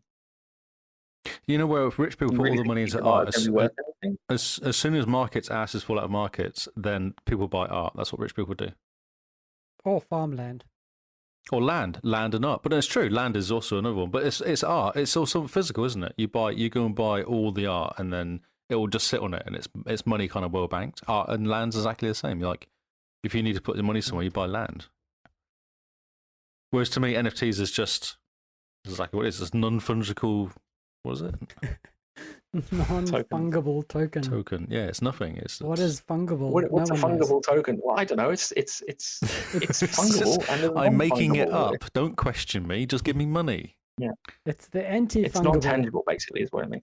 The thing is, you look at Facebook and they're going all in on metaverse. And everyone's going the Metaverse has opposite been way. How around did their market go when they did that? The Yeah, biggest that's drop true. in ever. Like history. people are just not interested. Yeah, but It's- that was going to happen, and it's about time it's happened with Facebook. oh yeah. They're evil, man. Yeah. Well, let's move on. We're agreeing to disagree on the NFTs. Like, I think NFTs I definitely have a actually place in the kind of future. agree, but I'm just arguing it. I think NFTs definitely have a place in the future. I think they're at the moment where they're a new tech, people are exploiting them and things are going along slowly with them. But it's going to get to a point where NFTs are commonplace.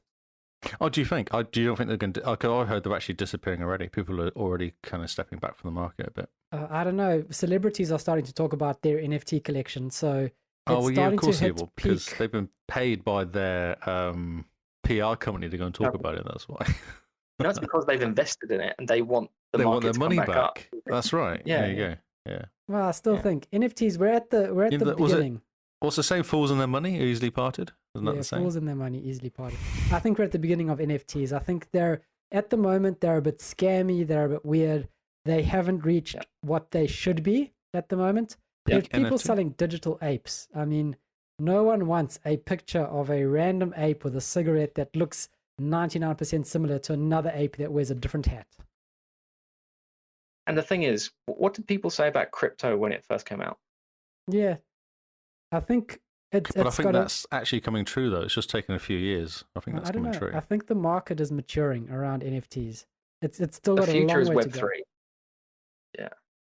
So we'll see. We'll see what goes on. But yeah, NFTs being a very touchy subject at the moment because people are using them to be scammy and dodgy and all the rest. And people are just they don't like dodginess and scamminess until it has a problem to solve. And so far the NFTs aren't solving a problem. No, they're just taking lots of money. People are making lots of money, aren't they? Selling them Yeah. the first time round. Yeah.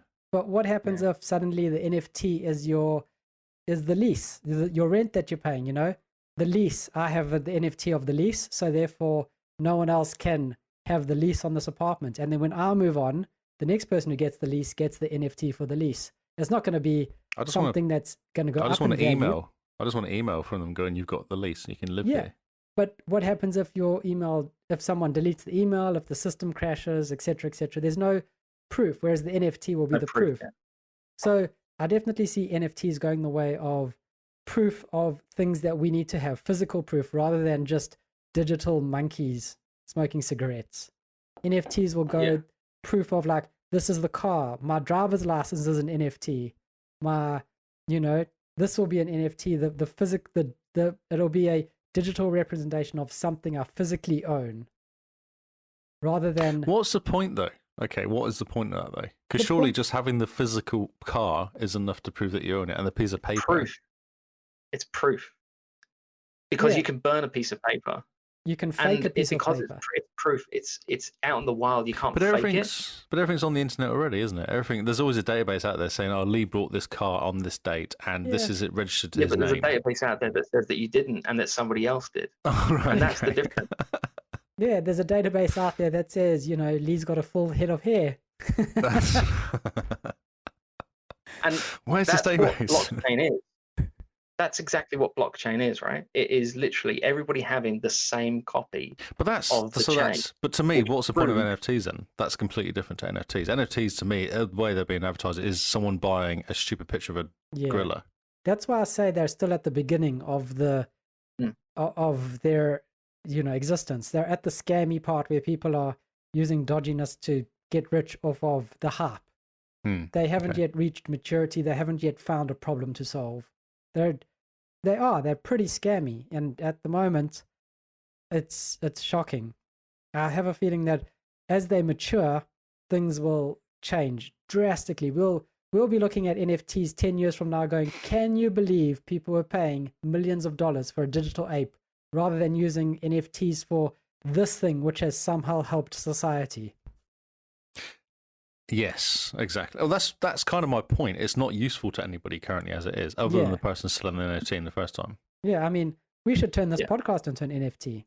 Mm. Or the We fact could that, actually do it though. That's the thing. well, I mean, the fact that our podcasts start at beta 02, does anyone want to buy podcast 01? Hey, it that's actually not started out on yet. 4. It actually started on 4, but you refused to release those two.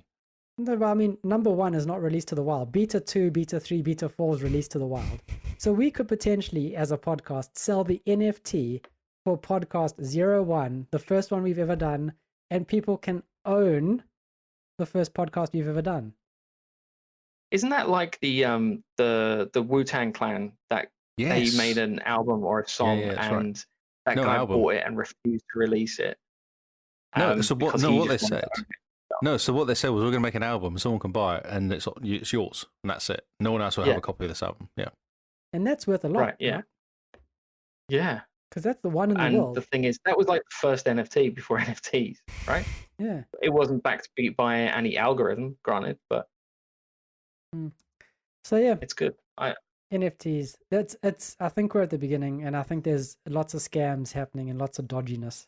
But Once upon a yeah, time, in Shaolin was the name of the album. yeah. Shaolin? Yeah. Recorded in secret over 6 years. And a single copy was sold. Hmm. It's insane. I'm trying to work out how much money he sold it for, but I can't see what he sold it for. Can't see it quickly. Well, yeah. Let's move on. We've got 2 more stories to do. Oh, he paid in $2 your million list. for it. He paid $2 million. Jeez. Okay, last I couple can't believe we've stories. been talking for over 3 hours, man. Yeah. We'll come up to 3 hours. Last couple of stories. Okay, 2 stories. And we're going back to Xbox again because we are the Xbox cast. The Game Pass quests are changing. So what they're currently doing is, where I found this. And so how it works currently is you basically do quests and you get points, which you can then use all your points after a while to go and buy vouchers and what other stuff you can buy on there. You can buy like a chance to win a game, can't you, and stuff like that, like draws and stuff like that. Mm. So they're kind of shaking up a bit. Yeah. It looks like they're That would be dropping good their because I points. find it. One of you talk. Go on. It looks like they're dropping the amount of points you can earn. So, for instance, the daily Game Pass quest where play a Game Pass game was Yep. 5 points. It's now worth 3 points. Yeah, they're making like the completionist quest easier though. Yeah. Whereas I think beforehand it was like 40 odd, like a ridiculous amount of days. It was pretty much every single day. They're making it 22 rather than how many it was. Yeah. Yeah. Because I That's do good. quite a lot bizarrely because I kind of log in every day and it always goes, "Oh, you're playing an Xbox game, Game Pass game." So you need to log in for like 12 days in a row, or 12 days out of 31 rather than what it used to be. They've kind of changed it around a bit, but the dailies have dropped down. Yeah. It's very strange. I wonder if they've realized people are farming the quests too much. Oh, the dailies are easy though. I can log in every day on it, and they've got rid of the one where you have to log into your mobile, which is good because that never worked. I think that was actually buggy, and that's why they probably got rid of it. Oh, yeah. Because I logged into mobile a few times, actually looking at it, log into the mobile app, and it wouldn't even ping when I was looking at it. I was like, okay, it doesn't work. Interesting. I only ever log into it when I've completed a achievement. I've pinged something so that I can go in and get the extra 50 points. But it really frustrates me because if you go onto the website, I'm just never getting past platinum. Are you guys ever? Oh God, no. Although I've noticed you haven't been messaging me every day, every week, month now. Very disappointing. As in to say GG. GG. Oh, yeah. I can do it if you want. So the March ones for this month are play Ori Will of the Wisps or Will of the Wasps. Will of the Wasps. What's the B one? I just made me chuckle. So all you have to do is log into it. Max Curse of the Brotherhood is draw 5 objects. Dragon Age gained for 100 gold. So I think they're making these a bit easier to get as well, like what you actually have to do. The amount of monthly quests, the amount of weekly quests you have to get. Nice. Nice. Oh, you just sent me a message. They might hear. It said GG. Brilliant. Okay, final story, which is Evil Dead 2, 3, and 7 are getting next gen updates for this year. Resident Evil, not Evil Dead. Oh, did I say Evil Dead? Oh my God, Resident Evil. This podcast's going on too long, I think. I'm getting tired. Yeah, there's a free graphical update for Resident Evil 2 and Resident Evil 3, and along with Resident Evil 7. See, I can't talk. Those are the ones that got updated recently, didn't they? No idea. They scare me, those games. Why? Because they're scary. Resident Evil. Number 2 actually did, yeah, definitely. I played 7 until I got to that woman in the attic who just kept killing me. It was very annoying. They introduced ray tracing, high frame rate mode, 3D audio. This is going to be PC awesome. as well. Yeah, it'll I'm scare super keen the to play. living daylight out of you. Yeah, I'm keen to play Resident Evil 2 again because that was amazing. Oh, you played I want to play Evil Dead 3. Evil Dead 3. Okay. Don't confuse me with more words, evil and dead. You said Resident Evil. No. Sorry. It's okay. I'll go. I'll get my hat. Come on. Whereas Xbox will get the smart delivery feature, so automatically updated, whereas PlayStation is a bit hard. That's what I'm going to say. Well, yeah, we don't talk about that, yeah. You probably have to download your save game to your USB stick or your floppy disk, and then convert it into the right format, and then put it back in again. Yep. That's it. I'm done with the news. Man, that was a news and a half. It wasn't though, really. It was only like 10 stories. Yeah, but this is what happens when we bring on an amateur. Wow. Wow. We got to give Gary a hard I did time. ping you at one point saying, am I talking too much? And no answer. So I was like, I did "All right, answer. I fine." said, no, it's fine. I did answer. You were too busy talking. You didn't even see the messages, didn't you? Amazing. Well, this is going to be quick because I'm going to do the new and noteworthy games for this. Oh, this is a mystery to Gary as well. Yeah, so this is going to be a mystery. So we're going to go through quickly. So live reactions on Gary. So far for our noteworthy games, we've got 4 games, sorry. 4 games that are noteworthy. First up, we've got the one that's the best one. I think Lee's going to love this one. I think this looks amazing. This is Farm Manager 2022. As a The question farm- is, yeah? really, is it as good as the other one that I played, the other farming game I played? Farming simulator or Farming Simulator. Simulator. Farming There you go. Simulator. Yeah. Is it as good as that? I think it looks better because in Farm Manager 2022, you must ensure the right level of harvest, employee satisfaction, animal health, equipment efficiency, and proper crop processing. It's like So you a can't just sit on a strategy game. ride on mower like Lee does. No, this is like a strategy game where you actually like strategize a farm. Yeah. No, Farm Simulator is more about riding a tractor up and down a field. Yeah, no, this looks much cooler, I must It's say. more management-y. So I mean, if you like your Football Manager, man, move over Mate. FM 2022. It's the same. Football Manager, Farm And Manager, yeah- basically the same game. And dive into FM 2022, where you go from managing a football club to managing a farm club. A farm club. Yeah, Oh, well, God. I mean, you're managing things. Can you transfer in new animals each? No, Definitely. employees or animals.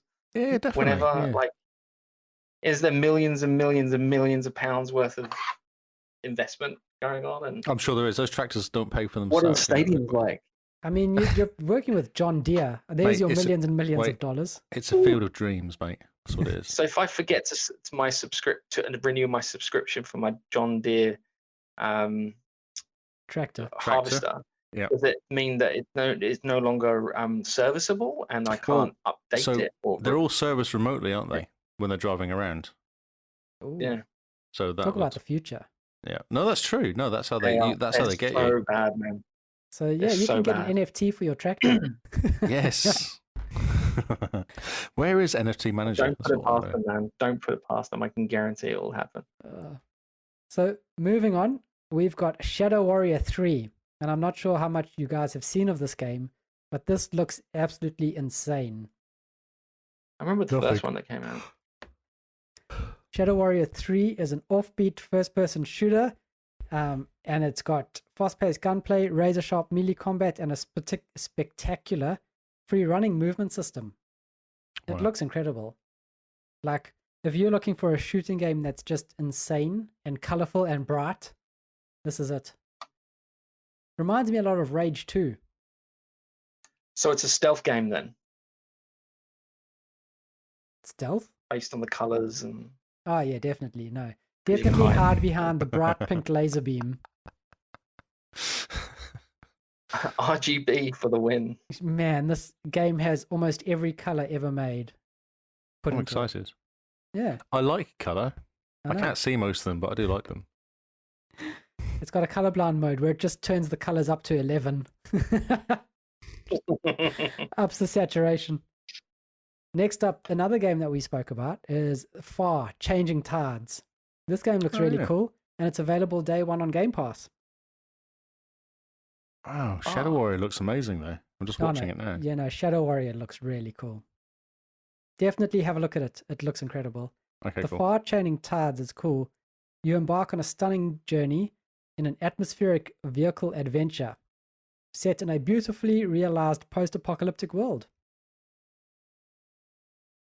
You helm a ship that upgrades and evolves as you progress on your journey. You solve puzzles, you navigate the changing weather, and you you're called, dive to unknown wait. depths. you're called Toe. Yeah, you are. You're called Toe. Okay. It looks very pretty. It looks like a very chilled game. This might be a Mm. very nice game to get into for April Achievement Challenge. And last on our noteworthy list is Elix 2. Remember Elix? I remember No. when that game came out, it looked really pretty, but it never went anywhere. Well, no, apparently it went enough to get a sequel. So this is the sequel to Elix, the vintage open-world role-playing experience from the award-winning creators of the Gothic and Risen series. It returns with the post-apocalyptic science fiction fantasy world of Magalan, with massive environments that can be explored with unrivaled freedom via jetpack, which is very cool. It's That kind sounds of, awesome. think of like sci-fi D&D, and that's what you have. Yeah, right.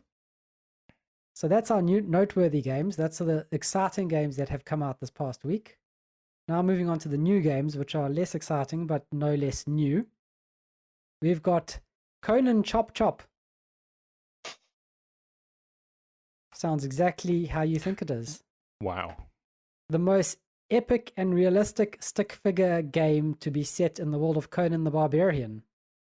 Stick figure. Yeah, it looks shocking.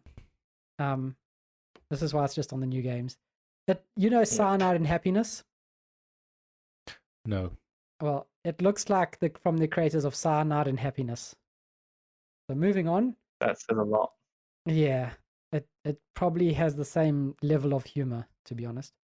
Next up, we've got Little Orpheus, which is a Technicolor side-scrolling adventure inspired by the classic movies like Flash Gordon, Sinbad, and The Land That Time Forgot.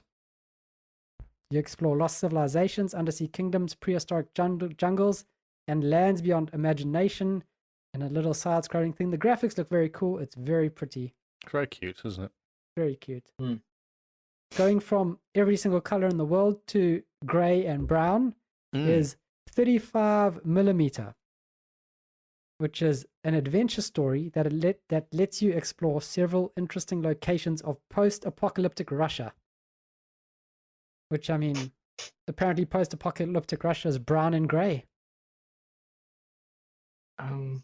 Makes complete sense. Yeah. I'm looking forward to Stalker, but not necessarily this one. Stalker looks amazing. So Yeah. moving on. If that gets released. I was about to say that. I was trying to hold back my cynicism then, but Yeah. thanks, Gary. I mean, I hope it does, if I'm honest. Well, here's a game that is even better than 35 millimeter. That actually has colors in it. It has colors. It has all the colors. 6 millimeters. Do you want futuristic neon tracks where you gather beats, catch the rhythm, and race a racetrack in real time based on the game's music tracks? Because this game is called Music Racer Ultimate. And it's Sounds like Xbox the One Artful enhanced. Escape. That sounds amazing. Yeah. Artful Escape, yeah. Obstacles and awards are generated from the music. Get into the rhythm and collect as many as possible. It looks quite interesting. Looks like a very different take on a racer. But I mean, we've seen kind of music racers before, haven't we?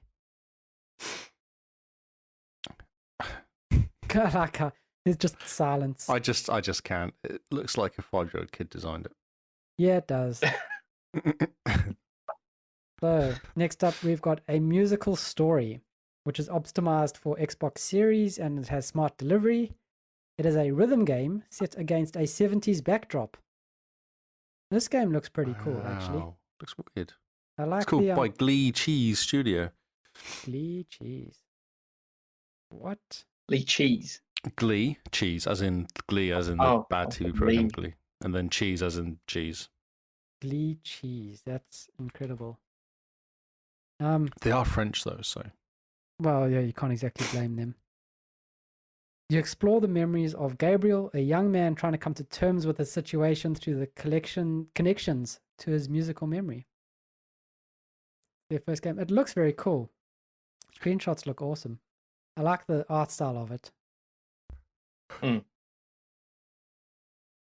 Oh my word. Next up is Ryan's Rescue Squad, which is using every single color in the Wow. world. Wow. Lee Looks just is going amazing. wild. Is this just like RGB heaven? Like It's these just games that you're talking amazing. about? Like, it's just Oh my God. this game is incredible though. Like it's real special. Yeah, it's my word, Ryan's Rescue Squad. It looks like a cool kids game. I wouldn't recommend it if you're over From the age of maybe 1998. 8. Yeah. Jeez. Okay. Yep. Oh, Ryan. Yeah. He's this YouTube kid. Is he? Yeah, he basically he's not a cartoon character. He's an actual kid Oh, who okay. does YouTube videos with his family. And he's got so big on YouTube that he has toys now, and now a computer game, obviously. It's really I'm not going to say much more. Well, It's a very kids. You know way more than we do orientated. about this. yeah. Orla used to watch it. My daughter used to watch it when she was young, like when she was like 1. Man. But Oh, yeah. it's got weird. Like his parents are in every single video now and talking and doing stuff. It's weird. Yeah, well, I mean, when they Cool. get famous, they do want to jump on the bandwagon. Yeah, it's So, called brand. yeah, no, moving on to Legend of Extonia. I think that's how you pronounce it. Maybe IXTONA. I don't know how the IX sounds. Yeah, Extonia. It's a turn-based strategy game with asymmetric view. Looks kind of tacticky. Looks like a mobile game. turn-based. Yep, looks like a mobile game. Yeah. Does look very mobile-y. Thoughts, Gary? Yeah, it looks real basic. Real basic. I can't even believe that this is on a console. Yeah, like Oh, when we wait. say phone games, It's optimized for the Series X as well. yeah, allegedly, Okay. which All right. yeah, we don't know what that means. And not last, second to last on our list is Gunborg Dark Matters. I mean, with a name like that, you expect something awesome, right? Wow, Gunborg is an interesting word. I like the colors. Gunborg. It looks real cool. Purple. Very, very But then purple when and pink. It's an arcade-style, action-packed platformer in space with smooth gameplay and a slick 80s synthwave soundtrack. Music could be fun then. Yeah, music could be interesting. But whenever they say smooth gameplay, you know, no other game says, oh yeah, Forza Horizon 4 contains smooth gameplay. No. Do you think that's the best thing it's got going for it? Yeah, you wonder, definitely. Yeah. Armed with a fierce blade and a powerful shield, your challenge is to fight your way through the mad alien spaceship filled with nefarious creatures and capture the fearsome bosses defending it. I do like the word nefarious. It's a good word. Nefarious is a good word. We should use it more often. Exactly. Yeah, people use it about you, not. Yeah, you're not exactly. You don't say to your mates, "I'm gonna head off to McDonald's for nefarious burger Nefarious burgers. or nefarious chicken But they nuggets." should, though. They should have that. So I would buy nefarious burgers, just to be curious. Yeah, it's like I'm on a nefarious adventure, off to go get some chicken nuggets. Chicken nuggies? Yeah. Chicken nuggets. You can't argue with the chicken nuggets. They're like top tier. No, apparently not. No. I'm Top tier. hungry now. I'm hungry now. Well, It was luckily hours ago I had my dinner. this is the last game, and then we can go get some chicken nuggets. Breakfast. Okay, get some chicken nuggies. Chicken nuggets with the Chicken boys. nuggets. Last game on the new list is What Lies in the Multiverse, a story-driven 2D adventure that one could call a dramatic comedy, which means that one could not call it a dramatic comedy. I've had a thought about this. A section of the podcast. Yes. Is it worth switching it around? So you say all the crap games first, and then the good games at the end, like finish on a high. Maybe that's a good idea. Because What do the listeners think? you're sucking me down, killing me slowly. Okay, what do It's the like Phil listeners think? Spencer said, though. People have spent a lot of time on this stuff, so They have. you know it might not be great, but give it a year, they might upgrade it to something else. That's right. Or move on to something Do else. a No Man's Sky. Push back the release date. Yeah, it's very pixel arty platformer. It's filled to the brim with hilarious cartoonish hijinks. But the narrative also presents the player with mature and deep themes like death, envy, and obsession. Wow. Yeah, Mm. wow, it sounds something. Yeah. That's There's too many of these pixel art games that come out, man. There's Like so many. it's almost like so many. You see, it's too easy. that is exactly why I'm against. I'm like, no indies. Indies with a red cross through it. No indies. Triple A's, because at least with triple A's you can be disappointed when they You suck. can't say no. I tell you shouldn't say it because Ascent is an indie game at the end of the day because there's like 10 guys made it. Yeah. And the Artful The Escape B is game is an apparently indie game. Yeah, so no, you can't. The Wasp game is an indie game. Wisp game. Yep. Okay. Indie games that don't Big use game. pixel art. More Great. pixels are required. They are there to use. It's Yeah. okay. You have 4K should ban- pixels. 8K, 8, whatever it is. 8-bit. 8-bit games. 8-bit games, yeah. So yeah, Except for Excitebike, that game was awesome. Excitebike was amazing. You could build your own levels. I loved it. I know, it was amazing. Except you couldn't save them. Yeah, minor problem. You had to start again every time. But still, great game. A++. Excitebike, one of the best games ever. But that's it. That is the new games. That is our news. That is everything we have for you this week, everyone. So that's our show for this week. Remember, guys, to pay the fee. If you want to follow us on the socials, check out the link tree in the episode description. and that's the quickest way to find out where the Xbox Cast hangs out online. If you want to follow Gary because you think he's cool, where can they find you, Gary? Oh, question about NFTs. Yeah. If you want to find out more about Bitcoin, hit up Gary. I don't talk about that kind of stuff online though. It's just opinions. And I don't want to create angry people against me. No, on Twitter, I am Gary Tweeted. On Twitch, which I rarely do stream at the moment, I am Gary Streamed. And on Xbox, I am Gary Played. I think I'm just GSpcdNZ. Oh, dude, Gary Played is the way to go. Or Gary tries to play. I can't remember. Let me have a look. I can't remember. But yeah, there's where most of my time is spent when I'm not working or looking after children. Mr. Lee, where can they find you? I'm Lee Howard still. Lee Howard, LWHOWARD, on Twitter and on Xbox and Twitter. What do you call it? Twitch. Lee Howard 25. Sometimes. Every so often.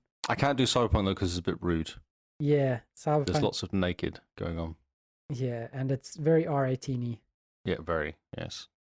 And you can find me at Zarkrus on Xbox, XARCRIUS. As always, the links will be on episode description to find out where you want to find Gary, where you want to find him. He's in Discord as well. He's in Discord, so join our Discord. That's in our link tree. And yeah, there we have been the Xbox Cast. We will see you all on Xbox Live. Goodbye and good night.